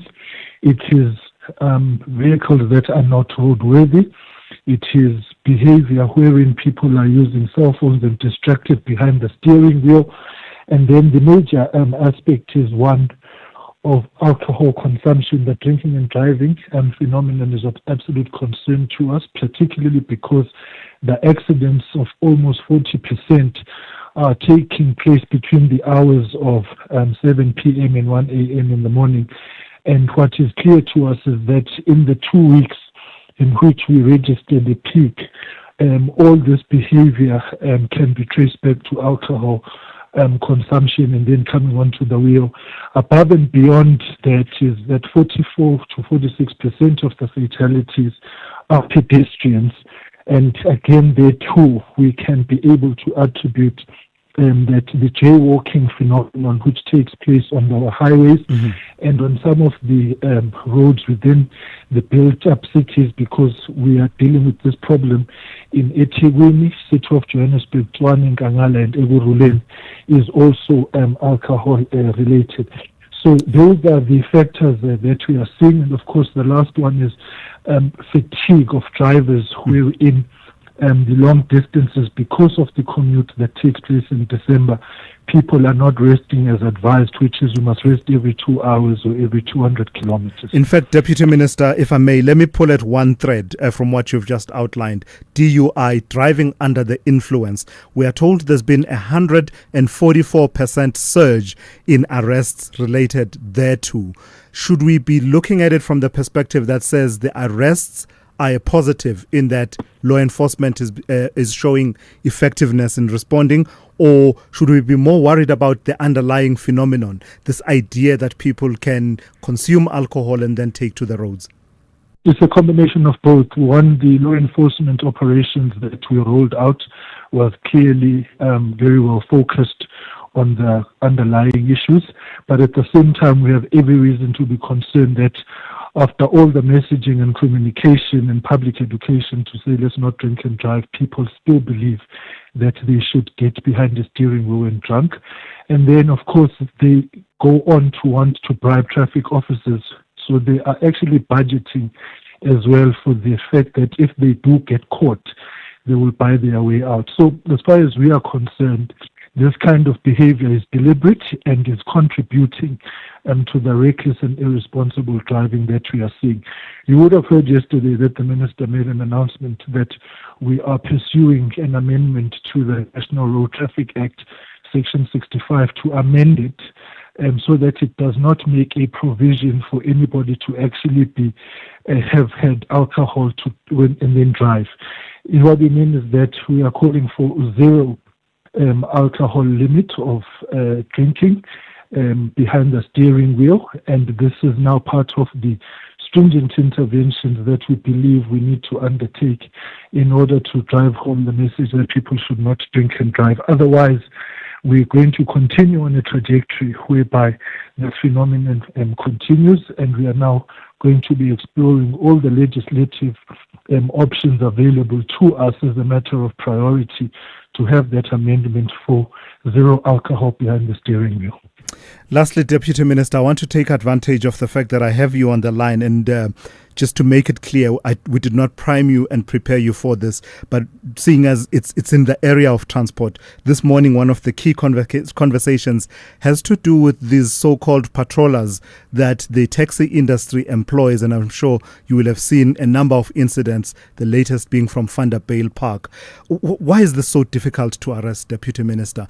I've been saying all morning that it feels as if it's one of those situations where everyone agrees there's a problem and everyone agrees that the problem should be solved, but getting to solve the problem of thugs and goons really being employed by this industry and committing, untold violations on people and violence and meting out violence, it seems as if you as a government are not listening. You don't see the problem. No, we do see the problem, and we are certainly in communication and engagement with Santaco and NTA to actually deal with the matter. I want to indicate in the first instance that the taxi industry must understand that this is a violation of the law, and the Santaco yesterday made a commitment to begin processes of dealing with this with the view to say that their patrollers must be part and parcel of the road safety campaigns of Hlogomela as opposed to what they are doing now. They've been making commitments, Deputy Minister. They've been making commitments. Well, I think what is important here is that we are dealing with rogue elements within the ecosystem, and what we are wanting to do and what we've started is to engage with the SEPs, because this is a law matter, it's a criminal matter. But we do need to take Santaco on board, and what we are not actually saying this is not an issue. It is an issue of concern to us. It is a violation of the law. It is a violation of the rights of South Africans, and we need to work with the taxi industry to root out this criminal element within the ecosystem. So as far as we are concerned as this administration, this is a matter of priority as part of dealing with the broader violence challenges which we've already started dealing with in the taxi industry, to work towards professionalization, to work off the drivers and the recruitment, which is a new process that they are doing, and dealing with the behaviors which are actually inconsistent with the law. We will be meeting with Santaco and NTA, and we'll provide report back on the roadmap that we are going to be rolling out to deal with this. So it's certainly not something we are shying away from, and concede that it is a problem that needs to be confronted but on all fronts. Deputy Minister, thank you for your time this morning. That is Mkhuleko Hlengwa, who is Deputy Minister of Transport. Let me go to N. Musa on standby with the latest news. Outsurance is in the business of saving you money on your car insurance premium. If they can't, ask for 500 Rand. SMS out to 30754. That's out to 30754.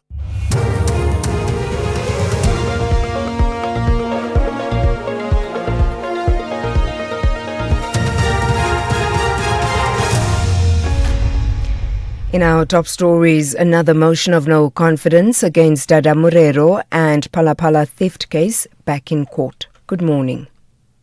Another motion of no confidence has been proposed against the Johannesburg Mayor Dada Murero. Al-Jama Party has brought the proposal, which the UDM has seconded. 2 months ago, Murero survived a motion of no confidence, which a coalition of minority parties had proposed. 4 months earlier, Murero survived yet another attempt to oust him. This has put his leadership and the stability of the ANC-led government in the city of Johannesburg under intense scrutiny. ANC Greater Johannesburg Regional Secretary Sasabo Namanganye is adamant the motion will fail. Of course, I think there are a number of issues that they are raising, of which some of them we do not agree with them. Some have long been resolved, and some we were about to finalize them. we believe that is a motion that will not be able to find the light of the day in council. The trial of 3 people accused of stealing a large amount of US dollars at President Cyril Ramaphosa's Palapala farm is expected to resume in the Modimolle Regional Court in Limpopo today. In the last court appearance, a 4th state witness was declared hostile. The court found that he had lied about not being able to speak or read English. Emanuela David and siblings Floriana and Ndilinasho Joseph allegedly broke into the farm and stole the money that was stuffed in a sofa in February of 2020. Rindane Ralipaswa reports. The trial will proceed with the Cape Town car dealership manager testifying. Accused number 1, Emanuela David, bought a Range Rover Sport amounting to more than 1.5 million rand from the dealership. David paid 5,000 rand on the speed point machine at the dealership. He has been remanded in custody since his arrest in November 2023. David is said to be the mastermind. In another development, President Ramaphosa has expressed sadness at the death of a 5-year-old boy who was swept away in flood waters in Bahula village outside Guyane.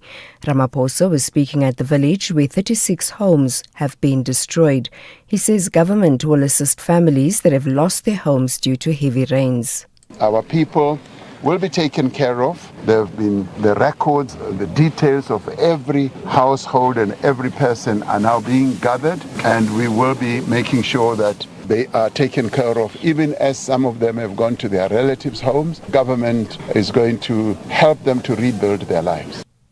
Crime Intelligence Head Dumisani Khumalo says his problem with the SAPS began after he introduced reforms. He was testifying yesterday before Parliament's ad hoc committee investigating allegations of criminal infiltration, corruption and political interference in the justice system. Khumalo, who will conclude his testimony today, said that after being appointed to a senior position, he established crime intelligence was being misused. Being a project coming from both sides, firstly, as a divisional commissioner of crime intelligence, with the reforms that one is implementing, there are lots of people that are not happy about them, from within and outside the division, as well as the SAPS as a department. And finally, scientists have developed a new map of the land beneath Antarctica's ice sheet, revealing thousands of previously undiscovered hills and ridges. The maps are subject to uncertainties, but the researchers believe the new details could shed light on how it will respond to climate change and what that means for sea level rise. The BBC's Mark Pointing has the details. We've known about Antarctica's major mountain ranges and landforms for a long time, but the new map reveals tens of thousands of previously undiscovered hills and ridges, as well as providing greater detail than ever before of some of those mountains and canyons buried under the ice. All of this is important because those ridges, mountains and channels on Antarctica's bed shape how fast the glaciers above move, and understanding the topography could help scientists work out how quickly the ice might retreat in a warming climate. Recapping the top story, another motion of no confidence has been proposed against the Johannesburg Mayor, Dada Morero. For SAFM News, I am Anne Musa. Outsurance will go out of their way to try and save you money on your car insurance. If they can't, ask for 500 Rand. SMS out to 30754. That's out to 30754. 30-year-old Dineo knows all about saving on her car insurance with Outsurance. I'm saving 1,094 rands. That's an unbelievable 1,094 monthly saving on Dineo's 2025 Kia Sonet. And she'll get an out bonus. If I'm claim-free for 3 years, then I get an out bonus back. Ready to see how much money Outsurance could save you? SMS out to 30754. That's out to 30754. Licensed insurer in FSP. TCs and information online. A very good morning to you. In your SFM Sports headlines, it's rugby crunch time for SA rugby sides with the Stormers and Bulls. They faced must-win tests in Europe. And in golf news, Rory McIlroy has opened the Dubai Invitational with a 5 under par 66 to lead by one shot. We'll have details just before 8:30. SAFM, guiding you through the rush hour traffic. Good morning. A little bit slow on the M1 South through Mid-Rand. There's a broken down vehicle this morning between Olifantsfontein and the New Road exit. Traffic is slow, but not as heavy as it could be. The N1 South to Winnie Mandela is sluggish. An obstruction on the N3 South a little bit earlier near Van Buren, queuing traffic from Galuli's. And roadworks on the N17 near Osborne Road. If you're coming in from Boxburg and Brackvam, quite heavy to get through that single lane section on your way to Joburg. Durban bound coming off the N3, Cliffdale Key Ridge still super heavy. Another morning of a breakdown in the roadworks queues on your way down towards that M13 split. Crash involving a truck on the N2 between Queen Nandi Drive and Inanda Road. Very slow going both directions there. Cape Town, the M1 inbound slow to Sable Road and then slow through to Marine Drive. And also very heavy this morning on Jan Smuts Drive coming out of Athlone. Big queues up towards Viking Way as you head in the backlog towards Epping and Old Mutual. With your traffic update, I'm Rob Byrne.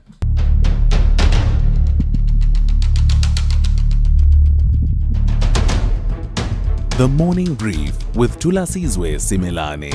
Weekdays, Monday to Friday, 6 to 9 a.m. The Morning Brief with Thulasizwe Simelane. Weekdays, Monday to Friday, 6 to 9 a.m. 9 minutes after 8. Good morning. Welcome to the third hour of the Morning Brief here on SAFM 104.2 107. Let me very quickly, run through some of your comments that are coming through. Some people, don't want to pick up the phone. I said some people, as if I was going to say some people who could not pronounce Nkandla very well. They've now learned. Anyway, some people don't really feel comfortable calling in. So, they just want to send a message, and that's perfectly fine. That's why I have this exercise of going through some of your messages. Someone here is asking, for example, about Santaco. This person says, where are those arrested people as we speak? Talking about the taxi patrollers that, have been arrested. A case has been opened. Says, where are those arrested people as we speak? Then this person says, Santaco is owned by Rupert. And goes on to say, why say they have arrested those people? Where are those criminals? How many people can a prison hold? So this person thinking that, you should see it with the prisons bursting at the seams if people are really being arrested. Then, I don't know about Santaco being owned by Rupert. Someone says, SAPS won't stop taxi thugs because senior SAPS officials own taxis. Then someone else wanted us to, I think someone sent a message from Piet Retief actually, who says, Bratulas, please help us. The community of Piet Retief will live under a very tense condition with the taxi patrollers terrorizing the people on the roads. We are forced out of cars. We are forced not to stand on the roads, hitchhiking for lifts to go to our various destinations. They display their guns like police do. Kubi. Sicela uthole the taxi leadership in Mpumalanga, but specifically those responsible for Mkondo Taxi Association, please, says Sam in Piet Retief there. So on and on it goes in terms of those messages about the taxi industry and those so-called patrollers. In fact, one person says, I guess one criteria for their appointment is that you must be you must have a criminal record. The taxi industry is at best a cartel. So the levels of frustration, the levels of helplessness just shining through in the messages that I've read. And then I'll read one more that has to do with the resignation of Dion George, and it's from Tulani Dasa, who says, Dion George's resignation came as no surprise, judging from his conduct and his persistent undermining of internal party processes. it had become increasingly clear that his departure was only a matter of time. Regrettably, this unfolded in a way that caused unnecessary damage to the party's image, weakened internal cohesion, and eroded public confidence. Leadership demands discipline, respect for collective decision-making, and accountability principles that were repeatedly compromised to the detriment of the organization as a whole. Of course, that comment by Thulani Dasa talking about the latest developments in the DA. 086 000 2032. That's the number to dial for our continued conversation. 0614 104 107 is where you can send me WhatsApp messages and voice notes. In a moment, my conversation with Dr. Sibongiseni Dlomo. What's with the camouflage, Dorf? I'm going hunting. Just me, nature, and my most underrated off-roader, a rental car. Hunting? You could fit that little car in your backpack, Dorf. I sit in the driver's seat, baggage at the back, chairs on the roof. The kudu is going to get in and strap its own seatbelt, Savvy. Could do with more legroom, Dorf. Go hunt for a new 4x4 at We Buy Cars. They got great deals. Oh, shot, Savvy. Don't be Dorf, be savvy. We Buy Cars, geared for that big trip, geared for you. The Reds chase victory to rise higher in the top half. That's a lovely ball. Goal! So simple. Hugo Ekitike is into double figures for Liverpool.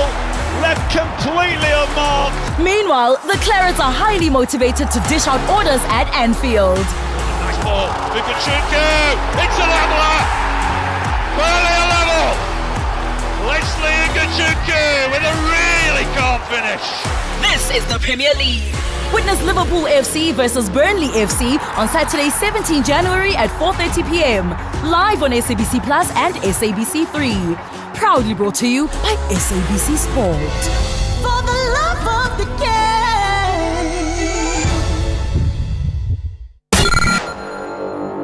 game. The Morning Brief with Thulasizwe Simelane.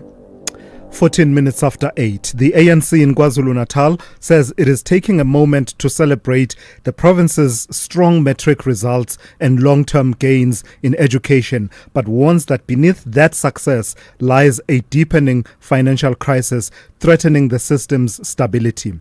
While praising the class of 2025 and their 90.6% pass rate in the province, the party says years of underfunding have pushed the provincial education department to the brink. It points to growing strain on the National School Nutrition Program, with late payments placing meal provisions for millions of learners at risk, and serious funding gaps affecting the timely delivery of learning and teaching support materials. So let's take the conversation forward with Dr. Sibongiseni Dlomo of the ANC in KwaZulu-Natal, who chairs the Education, Health and Science and Technology Subcommittee in the province. Good morning to you and thank you for your time. Just your overall assessment, why should people take you seriously as the ANC? You've run the province. All this underfunding that you're talking about happened when you governed the province, including when you governed it on your own. No, we're not actually raising that. Thank you very much, Thulas, and good morning to your listeners. The program has been, because of the economic activity and development of our country, which probably has not been at the level where one would have expected. When government allocates budgets, and then somehow, of course, the Department of Education has been the one that has been getting the highest. When we then get what is a call nationally of budget cuts, austerity measures, to say what we have already allocated to you, we will then reduce it by 2% or 3%. Over years, a 2% on a 60 billion budget is a significant budget. It's almost equivalent to probably building a new school. Now, this has been happening over years at a national level because of other constraints that they do face. But over and above, number two, KwaZulu-Natal is a second populous province. However, in terms of statistics of children, we currently have 2.8 million learners who go to school, the biggest then even Gauteng that got 2.4. But our budget is less than Gauteng. Now, those are, whether that is a scientific or a statistics analysis is something that we still need to be educated on. So we have soldiered on with those. I'm not really portioning. Yes, it has been the ANC government, nationally and provincially.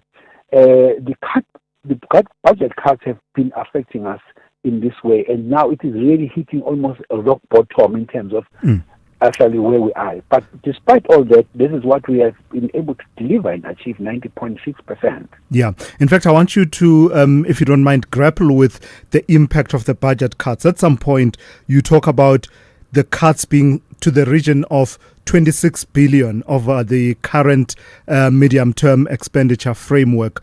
What is the impact on the such programs as the National School Nutrition Program, as well as the Learning and Teaching Material Support Program? You probably recall that our observation has been showing that the School Nutrition Program, which is very, very significant and impactful, has actually been enhanced in some parts of our provinces in the way that not only do children at 10:30 get a meal, but there are those children, learners, who come into school at 8 o'clock and be provided with breakfast, because the educators, the system, and social workers around the areas where these learners come from have indicated. So that's also putting an additional strain on the budget in terms of that.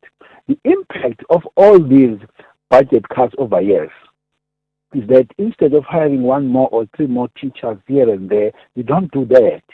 Instead of providing learner transport, not necessarily even to the school of choice, to the school of need, because we are actually saying these learners up to this level must be provided with support. They are very young and small. We have not been able to do that. Right now, we have delayed even in provision of the learner material. Usually it is delivered in November, December, a year before for the new starting year. Only now some of the schools are getting it, and there will be even some delays in terms of getting new textbooks. So there's an impact. We can actually document and show that these budget cuts are now having these effects in terms of these processes. Have you raised these issues with your comrades at national level, Dr. Dlomo? And I know that you are reluctant and hesitant to lay the blame on national government for these cuts, but the reality is that's where these cuts are happening, where there are choices on the table, and the choices made that among where we will cut, we will include education. Have you raised your concerns at that level, or at least laid the blame behind closed doors, such that you lay it squarely and say, comrades, you are compromising us. We are doing our best.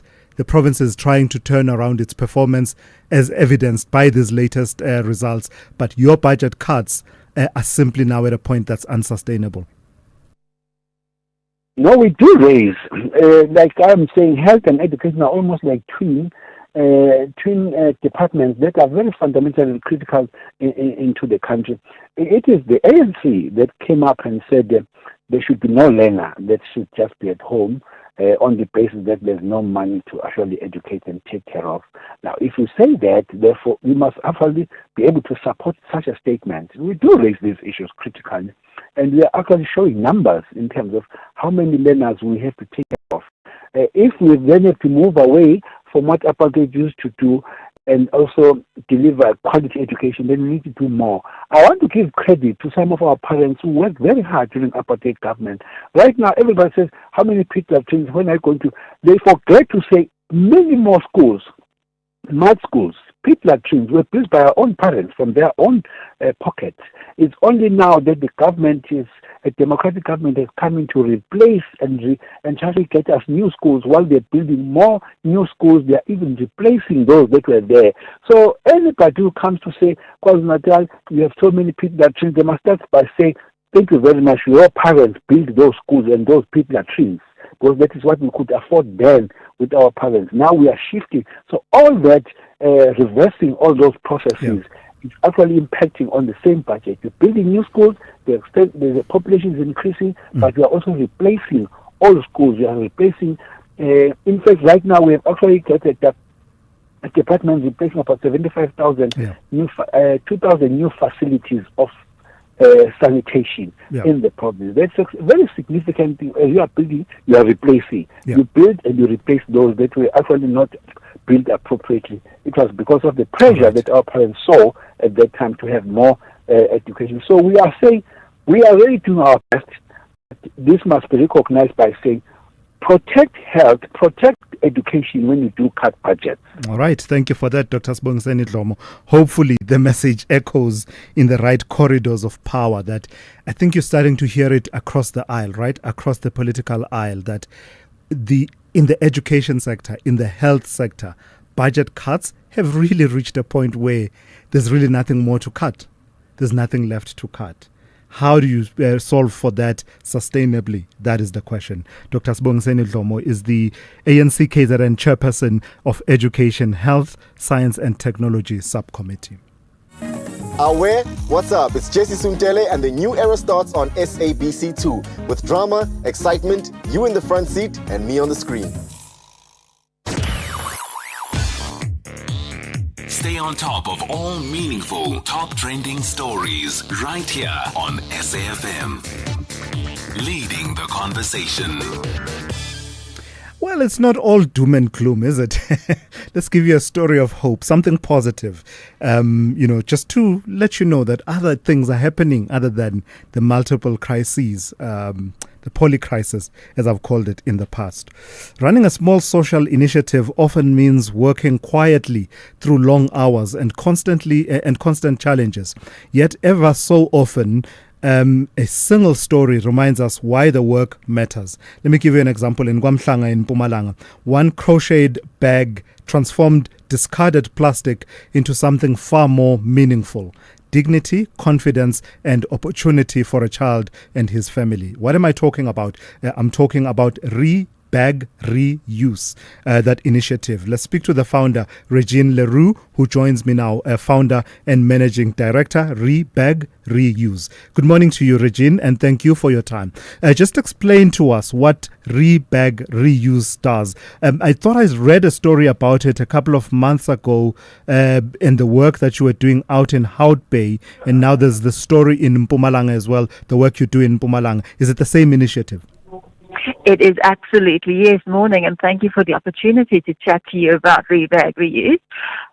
So very briefly, we take any discarded soft plastic, cut that into strips, and then crochet beautiful multifunctional products into these products, giving plastic a second lease of life. So yes, we are in Hout Bay. This is where we started, but we're slowly but surely looking at how we can expand to all the other provinces as well.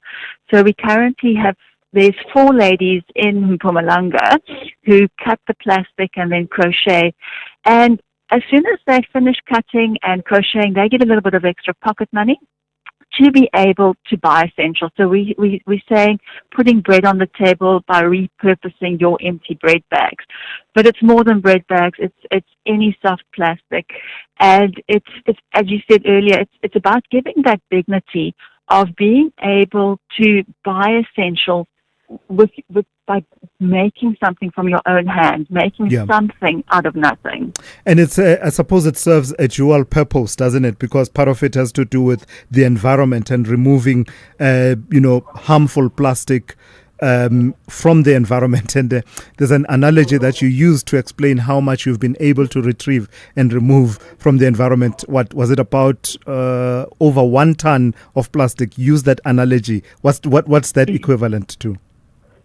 So to put that into context, because I think sometimes, if you just hear 1 ton, you can't really necessarily picture it. So I like to describe it as 8 baby elephants worth of weight that has not landed up in landfill or the environment. Yeah, so creating all of these items. Just tell me, though, about the sustainability of the initiative. Once they've created, crocheted all of these products, is there a market for it? And is this market scalable such that the project as a whole is sustainable? So that's something I'm working very hard on at the moment, to make sure that this is sustainable, that it is ongoing, because it is making such a meaningful difference to so many households. There's in total 21 households that are benefiting from this initiative. Obviously, we're looking at ways to grow it. Our products are available online at rebagreuse.com, and we are also at markets in Cape Town. So we'll be at the Kalk Bay Market this tomorrow and Sunday, but you can also follow us on all the social media platforms where we can keep people up to date with where we are.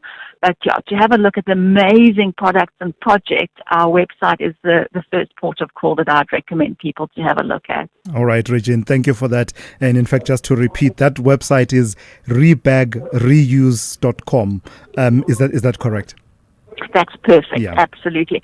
And just a quick side note, apart from contributing to the ladies who cut and crochet, a percentage also goes to the Neighbourhood Old Age Home and the SPCA, just spreading the love of a clean environment as far as possible. All right, I love that story. Thank you for that. Regine Leroux, founder and managing director of Rebag Reuse. It's one of those instances where the medium of radio, as much as I love it, is limiting because I can't show you the products. I can describe they're colorful, they're beautiful, but and the team telling me that we will put it out on the platform known as X as well as on Facebook for you to see some of those products. This is SAFM Sport with Zai Khan. Thank you very much. Let's start with crunch time in rugby, and we're trying not to rehash the same losing story when it comes to the Bulls. Their coach, Johan Ackerman, says his side is focusing on performance, not permutations, ahead of tonight's must-win Champions Cup clash against Pau in France. On a 7-match losing streak and bottom of the pool, the Bulls know victory is essential to keep their knockout hopes alive. Let's go to the other team. Stormers are also under pressure to rediscover their attacking spark. They face Leicester Tigers in their must-win Champions Cup clash in Cape Town tomorrow. Kept quiet in recent outings, the Cape side know victory is essential to stay alive in the competition, with a 5-point win giving them the best chance of a home playoff. Soccer now, Mamelodi Sundowns and Stellenbosch FC are in advanced talks over defender Musa Lebusa. The 33-year-old has featured just 9 times this season under Miguel Cardoso and is understood to be seeking regular game time. Stellenbosch coach Gavin Hunt is keen to add Lebusa's experience as his side strengthens for the second half of the campaign. Lebusa joined Sundowns in 2018 and has won 7 league titles, but his role has been reduced, with younger players being preferred. Elsewhere in football, the Premier League key match incidents panel has confirmed VAR was correct to award Florian Wirtz's goal for Liverpool against Fulham. Semi-automated offside technology using a 5-centimetre tolerance ruled the goal onside. Now, under systems used in Germany, Italy or Spain, that same goal would have been disallowed. And finally, golf. Rory McIlroy leads the Dubai Invitational after an opening round of 5 under par 66. The Masters champion carded 7 birdies to go 1 clear of David Pui and Connor Sim. McIlroy is chasing his 8th title in Dubai against tough windy conditions. Shane Lowry, Tommy Fleetwood and Patrick Reed are 3 shots back. That's your sports. George Herrico will tee off around 12:30 on SAFM. I'm Zai Khan. Good morning, I'm Anne Musa. In the headlines, the ANC's adamant a motion of no confidence in its member, Johannesburg Mayor Dada Morero, will not succeed. Al-Jama Party has proposed the motion, which the UDM supports. Action SA has introduced the Fallen Whistleblowers Bill, aimed at protecting those who expose corruption. The party says the bill is a response to the government's failure to tackle corruption, which it says has severe consequences for South Africans. And the trial of 3 people accused of stealing a large amount of US dollars at President Cyril Ramaphosa's Palapala farm is expected to resume in the Modimolle Regional Court in Limpopo today. I'll have details on these and other stories at 9. SAFM, guiding you through the rush hour traffic. Good morning. Been a fairly decent run through the traffic for Gauteng motorists. If anything, it is just getting easier as the volumes lighten off. The N12 and R24 routes are an exception. They're heavy coming in from Ekurhuleni side towards Geluli. Interchange. Bit of traffic just queuing to get off at Winnie Mandela on the M1 South going down from Rivonia. And if you're on your way up towards Kailami, the main road from sort of Zinnia Road up towards the R55, quite a heavy backlog there. Pretoria East looking good this morning. It was a disaster yesterday, but it looks all right this morning. Durban, truck crash. N2 going southbound between Queen Nandi Drive and Inanda Road. Traffic is starting to flow through that area, both sides now. It was heavy earlier. Still with a big backlog if you're going to Durban from Cliffdale down towards the M13 split. So Cliffdale down sort of Key Ridge area. Same deal as yesterday, although this delay lasting longer. It's a stationary vehicle in amongst the roadwork. So one lane open, Friday volumes, big backlogs. Cape Town, Jan Smuts Drive from Athlone up to Epping stays heavy. The N7 North, a crash at the N1 highway, very big backlogs going up from Goodwood towards that scene, and the Kuberg Road jam-packed on the run through to Bloberg Road, holding up into Tableview and the Killarney area. Rob Byrne, SAFM Traffic.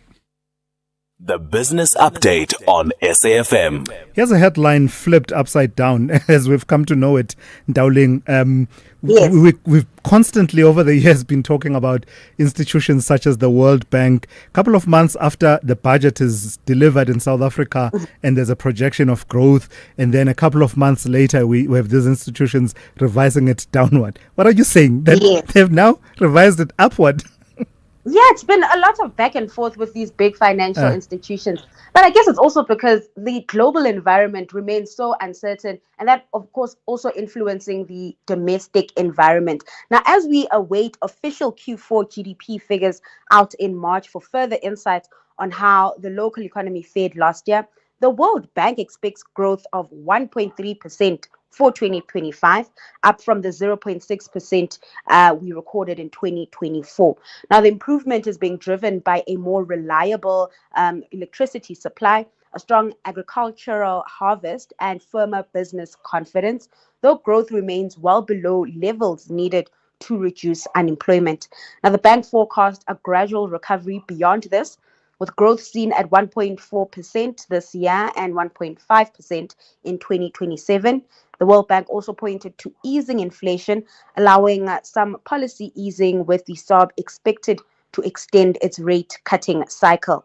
But it warns that trade risks remain elevated, particularly around U.S. tariffs and uncertainty over South Africa's continued eligibility for AGOA amid strained diplomatic relations with the U.S. It's really nothing to write home about, but I guess we'll take it under the circumstances. I'm taking it. Listen, I'm taking it. Sure.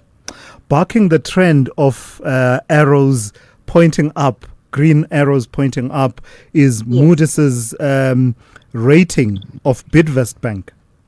Yeah, so the ratings agency Thulasizwe has lowered Bidvest Bank's credit ratings, reshaping its view on the lender as Bidvest moves to exit the banking sector. Now, the downgrade follows a year-long review and reflects the weakening of group support ahead of Bidvest's planned sale of the bank to Nigerian lender Access Bank. The ratings agency said Bidvest Bank will gradually lose the financial and strategic backing it historically enjoyed as part of the Bidvest Group. Now, Bidvest agreed to sell the bank for about 2.8 billion rands as it shifts focus back to its core industrial businesses. Access Bank has indicated it intends to merge Bidvest Bank with its South African subsidiary to anchor regional growth, though details remain scarce. Moody's assigned a stable outlook, citing solid capital and liquidity buffers, but warned that any deterioration in the bank's standalone credit profile could lead to further rating pressure. Lastly, then, Dowling, recap for us everything and just sum it up nicely for us, how we're likely to close the week in the markets. The local markets are expected to open mixed today, with commodities easing slightly, though overall sentiment towards equities remains constructive. That supportive tone is lifting the rand, which is trading firmer at around 16.36 to the dollar. Oil is under pressure this morning, down about 0.33% to just above $62 a barrel, as easing geopolitical tensions strip out some risk premium. Then over in the US, futures are pointing higher as investors digest earnings from the big banks, while Asian markets are on track to close the week lower, largely shrugging off fresh stimulus from the People's Bank of China, which has cut sector-specific rates to support corporates. Right, Ndauling, thank you for that. Have yourself a great weekend. Ndauling Lechela, keeping you updated on business, economics, and the markets throughout the week here on The Morning Brief. The best summer experience is at the cricket ground. The Proteas and the Windies are gearing up for the T20 World Cup. This is the first T20 international contest. Be part of it. South Africa versus West Indies on Tuesday, 27 January at 5:30 p.m. Live on SABC Plus and SABC 2 with reports on SABC radio stations. Proudly brought to you by SABC Sport. For the love of the game. Call Thulasizwe now. 086 000 2032. Haige, it is what they say in isiZulu. Utela wayeka. Open freeway, open highway between now and the top of the hour. Don't say I don't do nice things for you. I know that we've got a lot on the agenda and you've got a lot on your mind. So throughout the next few minutes, all the way, the next 22 minutes are all yours. I'm all ears and I'm listening. So let's start. Let's start with Faisal in the Eastern Cape. Good morning to you, Faisal. Dion George on your mind. Good morning. Yes. Morning, Thulas. Ndiphilile kunjani mhlabami? Right, Thulas. Thulas, you know what? This, Mike, I'm talking about Mike. Mike from Newlands. I know he's a big day supporter. When this on weekend, on Monday, it was already in the headlines, the infighting of the DA and Dion George. Mike, first thing he jumped on ANC affairs. Now, we don't know where Mike went, it disappeared. You see, the problem with Mike has got attitude of a bus cop. You know, he's got a bus cop attitude. He must sort out why he's not talking about the issue of DA, of the infighting of DA. He's jumping on ANC affairs. Bus cop attitude, explain that a bit more, Faisal. What does that entail? I see what he pushes, what agenda he pushes. My agenda, Thulas, it is a bus cop attitude. You know, you do what I must do, what we want to tell you to do. You cannot tell us nothing. So that is attitude Mike is repeating. All right. Let's see if Mike is listening. He may want to come back to you on you want to. No, he actually might. It has happened in the past. So let's keep it there. Let's leave it there for now then, Faisal. That's Faisal out in the Eastern Cape. Let me go. In fact, as Faisal was talking, I did remember that I was seeing a lot of mics that are on standby to talk, but actually none of them is Mike in Newlands. So let's see if we can get Mike in Newlands on the line. Let me go to Sam though, also in the Eastern Cape. Sam, Bafana is on your mind this morning. Yes, I'm talking that Mr. Yuko Bruce has to be expelled. That's his reason. You're saying he must go? He was bribed when he was in the road. Sorry? He treated Mureni and Mbule. You're saying he was what? He was bribed. He was clearly bribed. Sam, come on. Where's the evidence for that? Moreno is a dangerous striker. He was dangerous when we were playing with Angola, and he scored in his own substitution. And when we were playing Zimbabwe, he scored again. And he was found dangerous again when we were playing Egypt. Yes. So how does that prove he was bribed? Mr. Hugo Bruce omitted him because he was bribed. He was coaching Cameroon before. You have to understand, sir. He was coaching Cameroon. They know him well. Yes. He has to be questioned why he omitted Mureni and Mbule, because Mbule is cheating. Mureni is cheating. Yeah. Okay. Sam, I hear you. I take the point you're making. I don't necessarily agree. We don't have evidence of bribery. But let me recommend something. Are you on social media? Sir? If you are, Sam, on social media, look up a post by Musin Etugral. that was talking about just some of the analysis that goes into how a team performs and just enriching us from a coach's perspective, moving us from armchair critics and just trying to let us in on some of the insights of a coach at a tournament such as that one. Mike in Tshwane, good morning. Thulasizwe, good morning. How are you? Very well. How are you?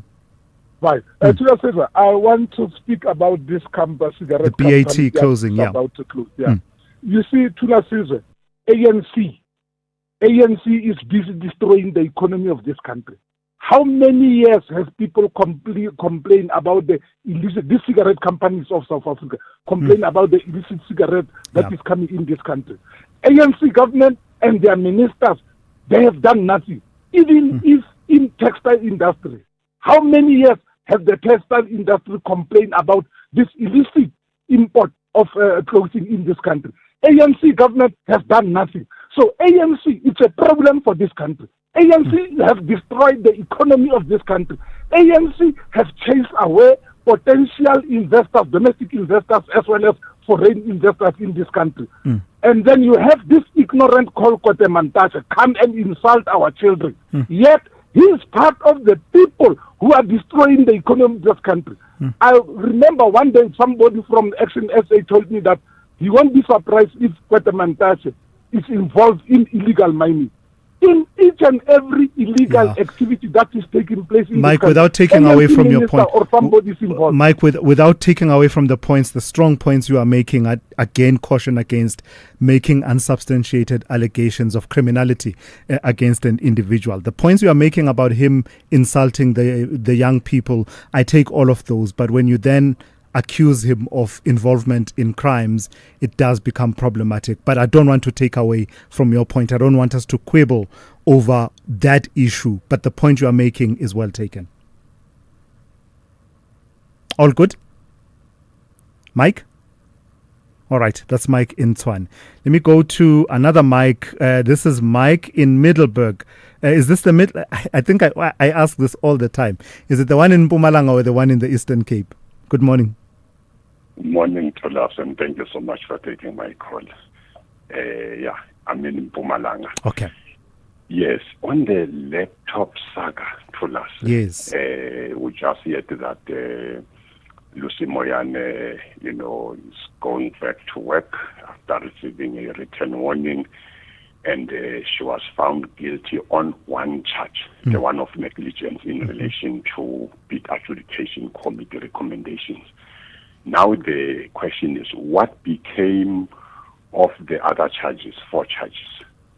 Who must bear responsibility for other charges?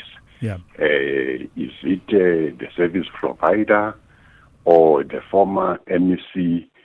I am just left with those questions because the fact that you recover almost 80% of that money does not necessarily mean that those who are guilty,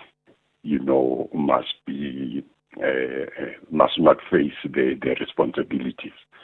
So I don't know. What do you make of it, Thulas? Yeah. No, I agree with you that we should try and actually glean a bit more detail. The authorities in Mpumalanga should say a bit more about those highly inflated laptops that were procured, and now this outcome that says the HOD has been found guilty of just one charge. It's all got to do, I imagine, with how the disciplinary process was then undertaken, what the employee, in this case the HOD, was able to achieve by way of attacking perhaps some of the other charges, not saying that there was no wrongdoing that happened, but simply saying that you can't attribute that wrongdoing to me as an employee, and then in the end ending up with that one charge. So it's interesting, and I think you are absolutely right. We do owe it to you to say a bit more about that than we've said thus far. That's Mike there in Middelburg. Let me go to Eunice in Joburg. Good morning to you, Eunice. Yeah, hi there, Thulas. Thulas, I want to talk about this story of Gabriella Goliath. I don't know if you've been following the story. This is the world-acclaimed artist from South Africa who was chosen to represent South Africa at the Venice Biennale. Yes. Now, the one that the Minister of Sport withdrew, yeah? Yes. Now, part of her work that she was concentrating was with women and children in conflict, which was to do with the Namibian genocide there, which was fine. But the moment that Gabriela included the Gaza conflict and the genocide there and the effect of women and children there, that seems to have irked Minister of Sport and Recreation and Arts, Gayton McKenzie. Now, he then canned her, from going to Venice. Now, I find this highly problematic that this minister now interferes here and bans her on the basis of that, and he includes a foreign country there, and he says this country was trying to buy space there at the stand and whatever there, and the country happens to be Qatar. Now, the Daily Maverick has been following the story from day one, and the Daily Maverick now debunks all the myths brought up by Gayton McKenzie. In fact, if you read today's Daily Maverick, they give out all the facts out there, and where they prove the minister wrong. And Daily Maverick even quotes Professor Stephen Friedman there, who refers to Gayton McKenzie as a right-wing Zionist, and he questions why President Ramaphosa hasn't censured Gayton McKenzie or even fired him from his cabinet. Now, Gayton McKenzie had no problem going to Israel, meeting the president there and what have you, comes back here and then screams out aloud, "We stand with Israel." But yet when someone wants to go and represent South Africa and put on their artwork what's happening in the Gaza, he has a problem with that. So I find this highly problematic. Last week you had Connie Mulder on, and I think you should do the same. Bring next week, concentrate on the story, bring Gabriela Goliath on, or the minister, or Thank the you for Daily that. Maverick, and let's put this matter to You're rest. absolutely right. Thank you. I've got to move on, One Eunice. more point, Thulas, are you there? Yes, I am. Yeah, just Okay, I don't know what happened there. We lost Eunice. But Eunice, thank you for that point. And one of the things that I can mention is that the DA is actually taking the sports minister, Gayton McKenzie, to the public protector over that matter. South Africa's submission to the Venice Biennale. Is it Biennial? Or what? I don't know how you pronounce it. But in any case, that is being taken to the public protector. So it's definitely a conversation worth picking up sometime next week. Let me quickly take a call from Willie in Kuma. Good morning to you, Willie. Just very quickly before I go to the traffic. Sure. Yesterday, KC Kaunda talked about this illegal cigarettes. And then Ashraf Ghada did not understand him correctly when he was saying the democracy brought this problem of illicit cigarette issues. Yeah.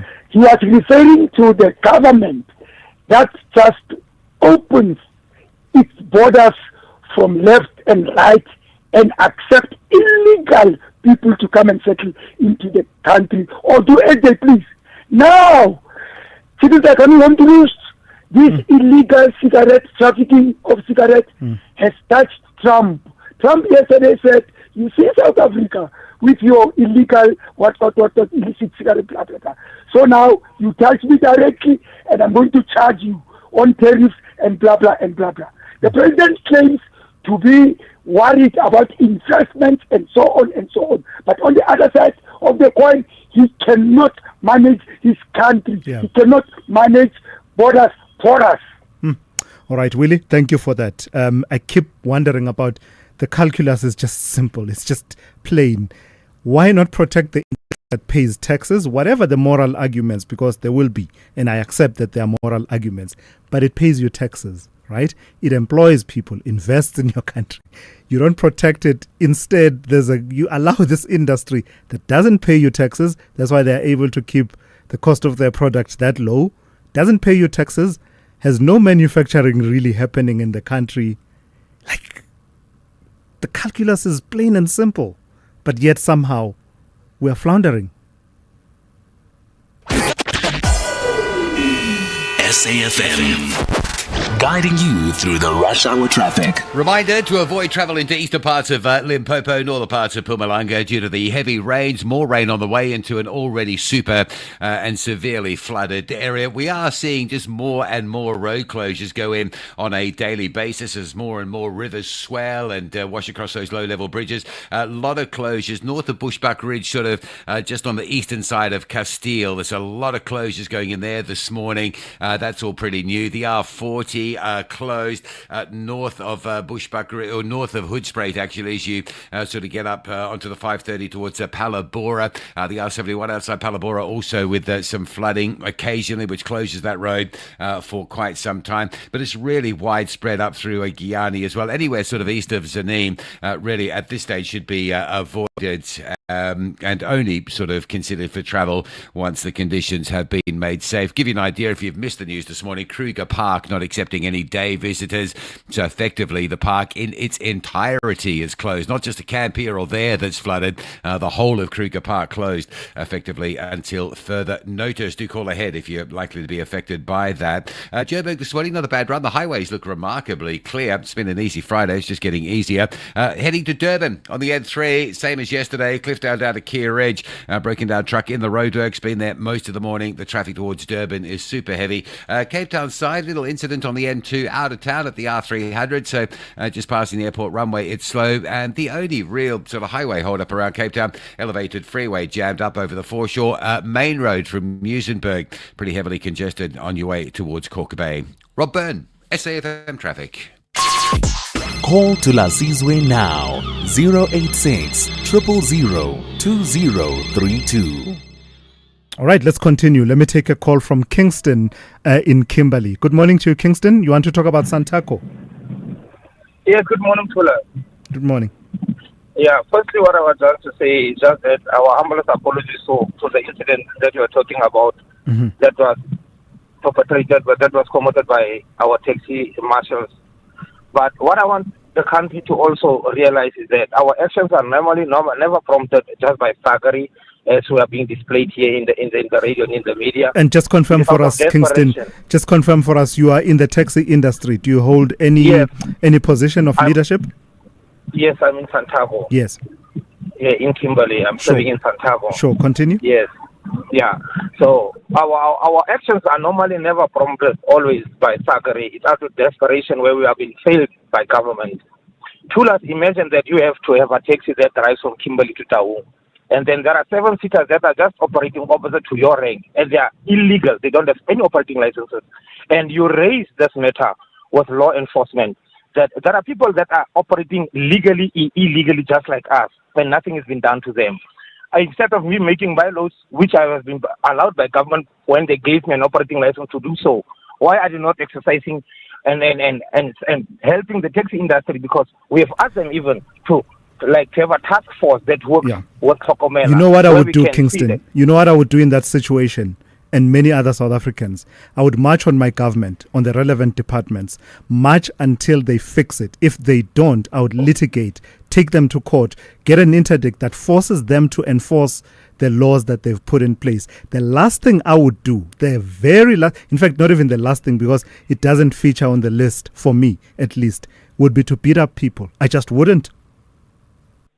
No, I don't say beating up people is what you're condoning. No, I'm totally against that.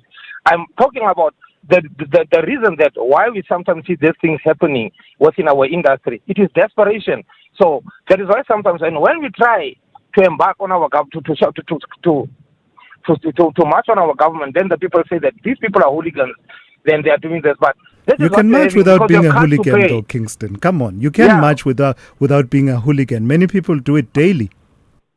Like here, what you are suffering here from Kimberley, actually, we don't have an impounding yard for illegal operators here, and they do as they wish, and we don't do nothing to them. We just look at them and we just report them timelessly to the law. So that's the problem. If government can give us these operating licenses and don't actually police us and help us to police and to arrest the illegal operators, it will always spiral to what we're experiencing here, Kingston, which is very unfortunate. Yeah. Kingston, thank you for that, and just for those insights as well, coming from someone who is within the industry itself. In fact, let me play one or two voice notes responding to that story. Good morning, Thulasizwe. The Minister of Transport here in Gauteng and nationally, it seems they want to tighten the laws in terms of transportation. So the taxi industry, they see the loophole. That is why they don't follow the rules. And also this what you call this Ubers must follow the rules too. So it's the ministers who are not doing their job. Morning, Tulas. That gentleman, he must clarify, why do those patrollers impound the vehicle, then they take it to their offices, and they are made to pay a fine, a hefty fine like 6,000 rands, 5,000 rands. Where did they get that authority to fine the motorist?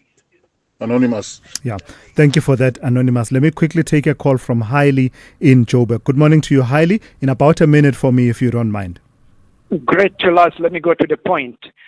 Tell us what my general view or observation in South Africa. People do not want to respect the law of the country. Every department, I can mention it to you. Now, South Africa is due to that. The country is losing millions and the billions and the trillions. What I'm saying, the small businesses, according to my observation, in 9 provinces, they are paying protection fee, 1,000 or 2,000 rand per month to the gang group. This gang group now, they're collecting billions nationally. I don't know if our government of SA now that one, I don't have a surety on that one. But the other one is the security companies, they are mushrooming. Millions of securities are in a country from the different individual companies that is working independently, especially the armed ones, are dangerous for the state, for the country, safety and the security. The security measure, we need to have one command with the defense force of the National Defense Force. Police and the defense force all must be included under one command in a country. For example, many African states, I don't want to mention the names, you can see they got different security groups. When they come collude and against the government, they tore apart the country and they destroy the nation. So now we need to have one security measure. We need to have the law in orderness. Every department, you can see even the taxi association, they are lawless. Let me tell you, many people are talking, even this morning they are talking about that. So we need to respect the human. So we need to build on the railway infrastructure. Taxi association is a dying business. Today, Uber and the Bolts, they will come and they pick you up in your yard, in your house. Even you can call them, come and they pick me up in my bedroom. So this is the modern way of the transport system. People are tired of this ugly behavior. We need safety and the security in this country. Hailey, I've got to go. Thank you for that. That's Hailey in Joburg, ending today's edition of the Morning Brief. Thank you for listening and thank you for your engagement. Always appreciated. Even in those instances where we don't agree and don't see things the same way. This is the point of friction where we produce forward movement and sharpen each other's perspectives. Don't go anywhere. That will continue here on SAFM throughout the day, actually, starting in the next few minutes with the talking point with Kathy Muhlahlana. But that's coming up after the news at 9 with N. Musa. I'm Thulasizwe Simelane. You've been briefed.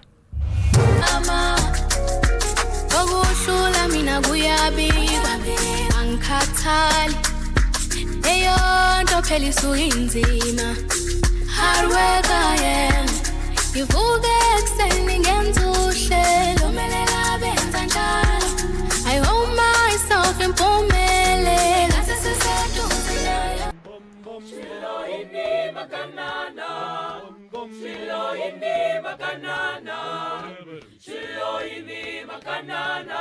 She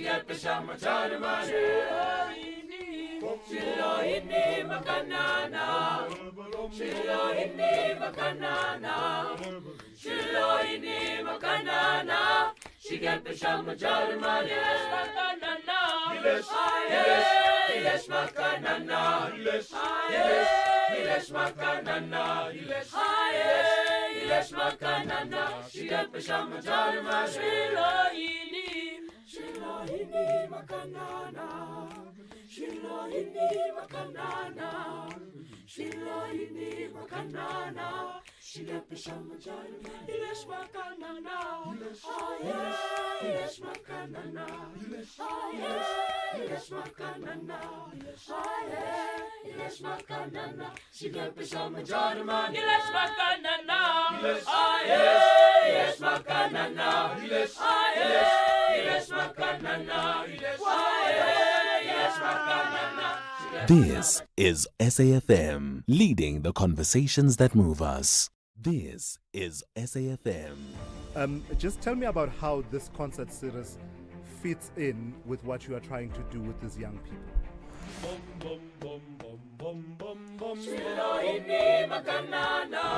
The reality is that private funders do not just thoughtlessly throw their resources around. It is one thing to get a backtrack like that for a finance guy, hey? Somebody just WhatsApped me to say that she has a daughter who has hearing loss. Corruption in South Africa has reached disgraceful levels.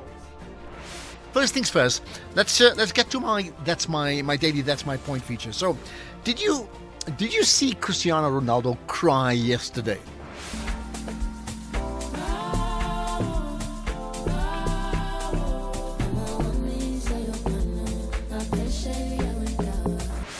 This is SAFM. This is SAFM. Just tell me about how this concert series fits in with what you are trying to do with these young people.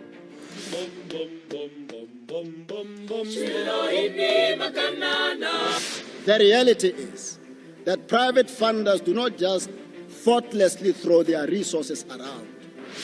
It is one thing to get a backtrack like that for a finance guy, hey? Somebody just WhatsApped me to say that she has a daughter who has hearing loss.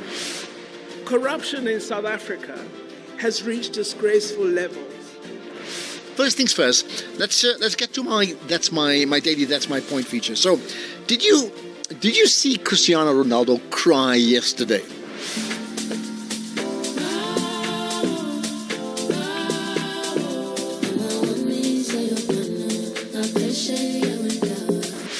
This is SAFM.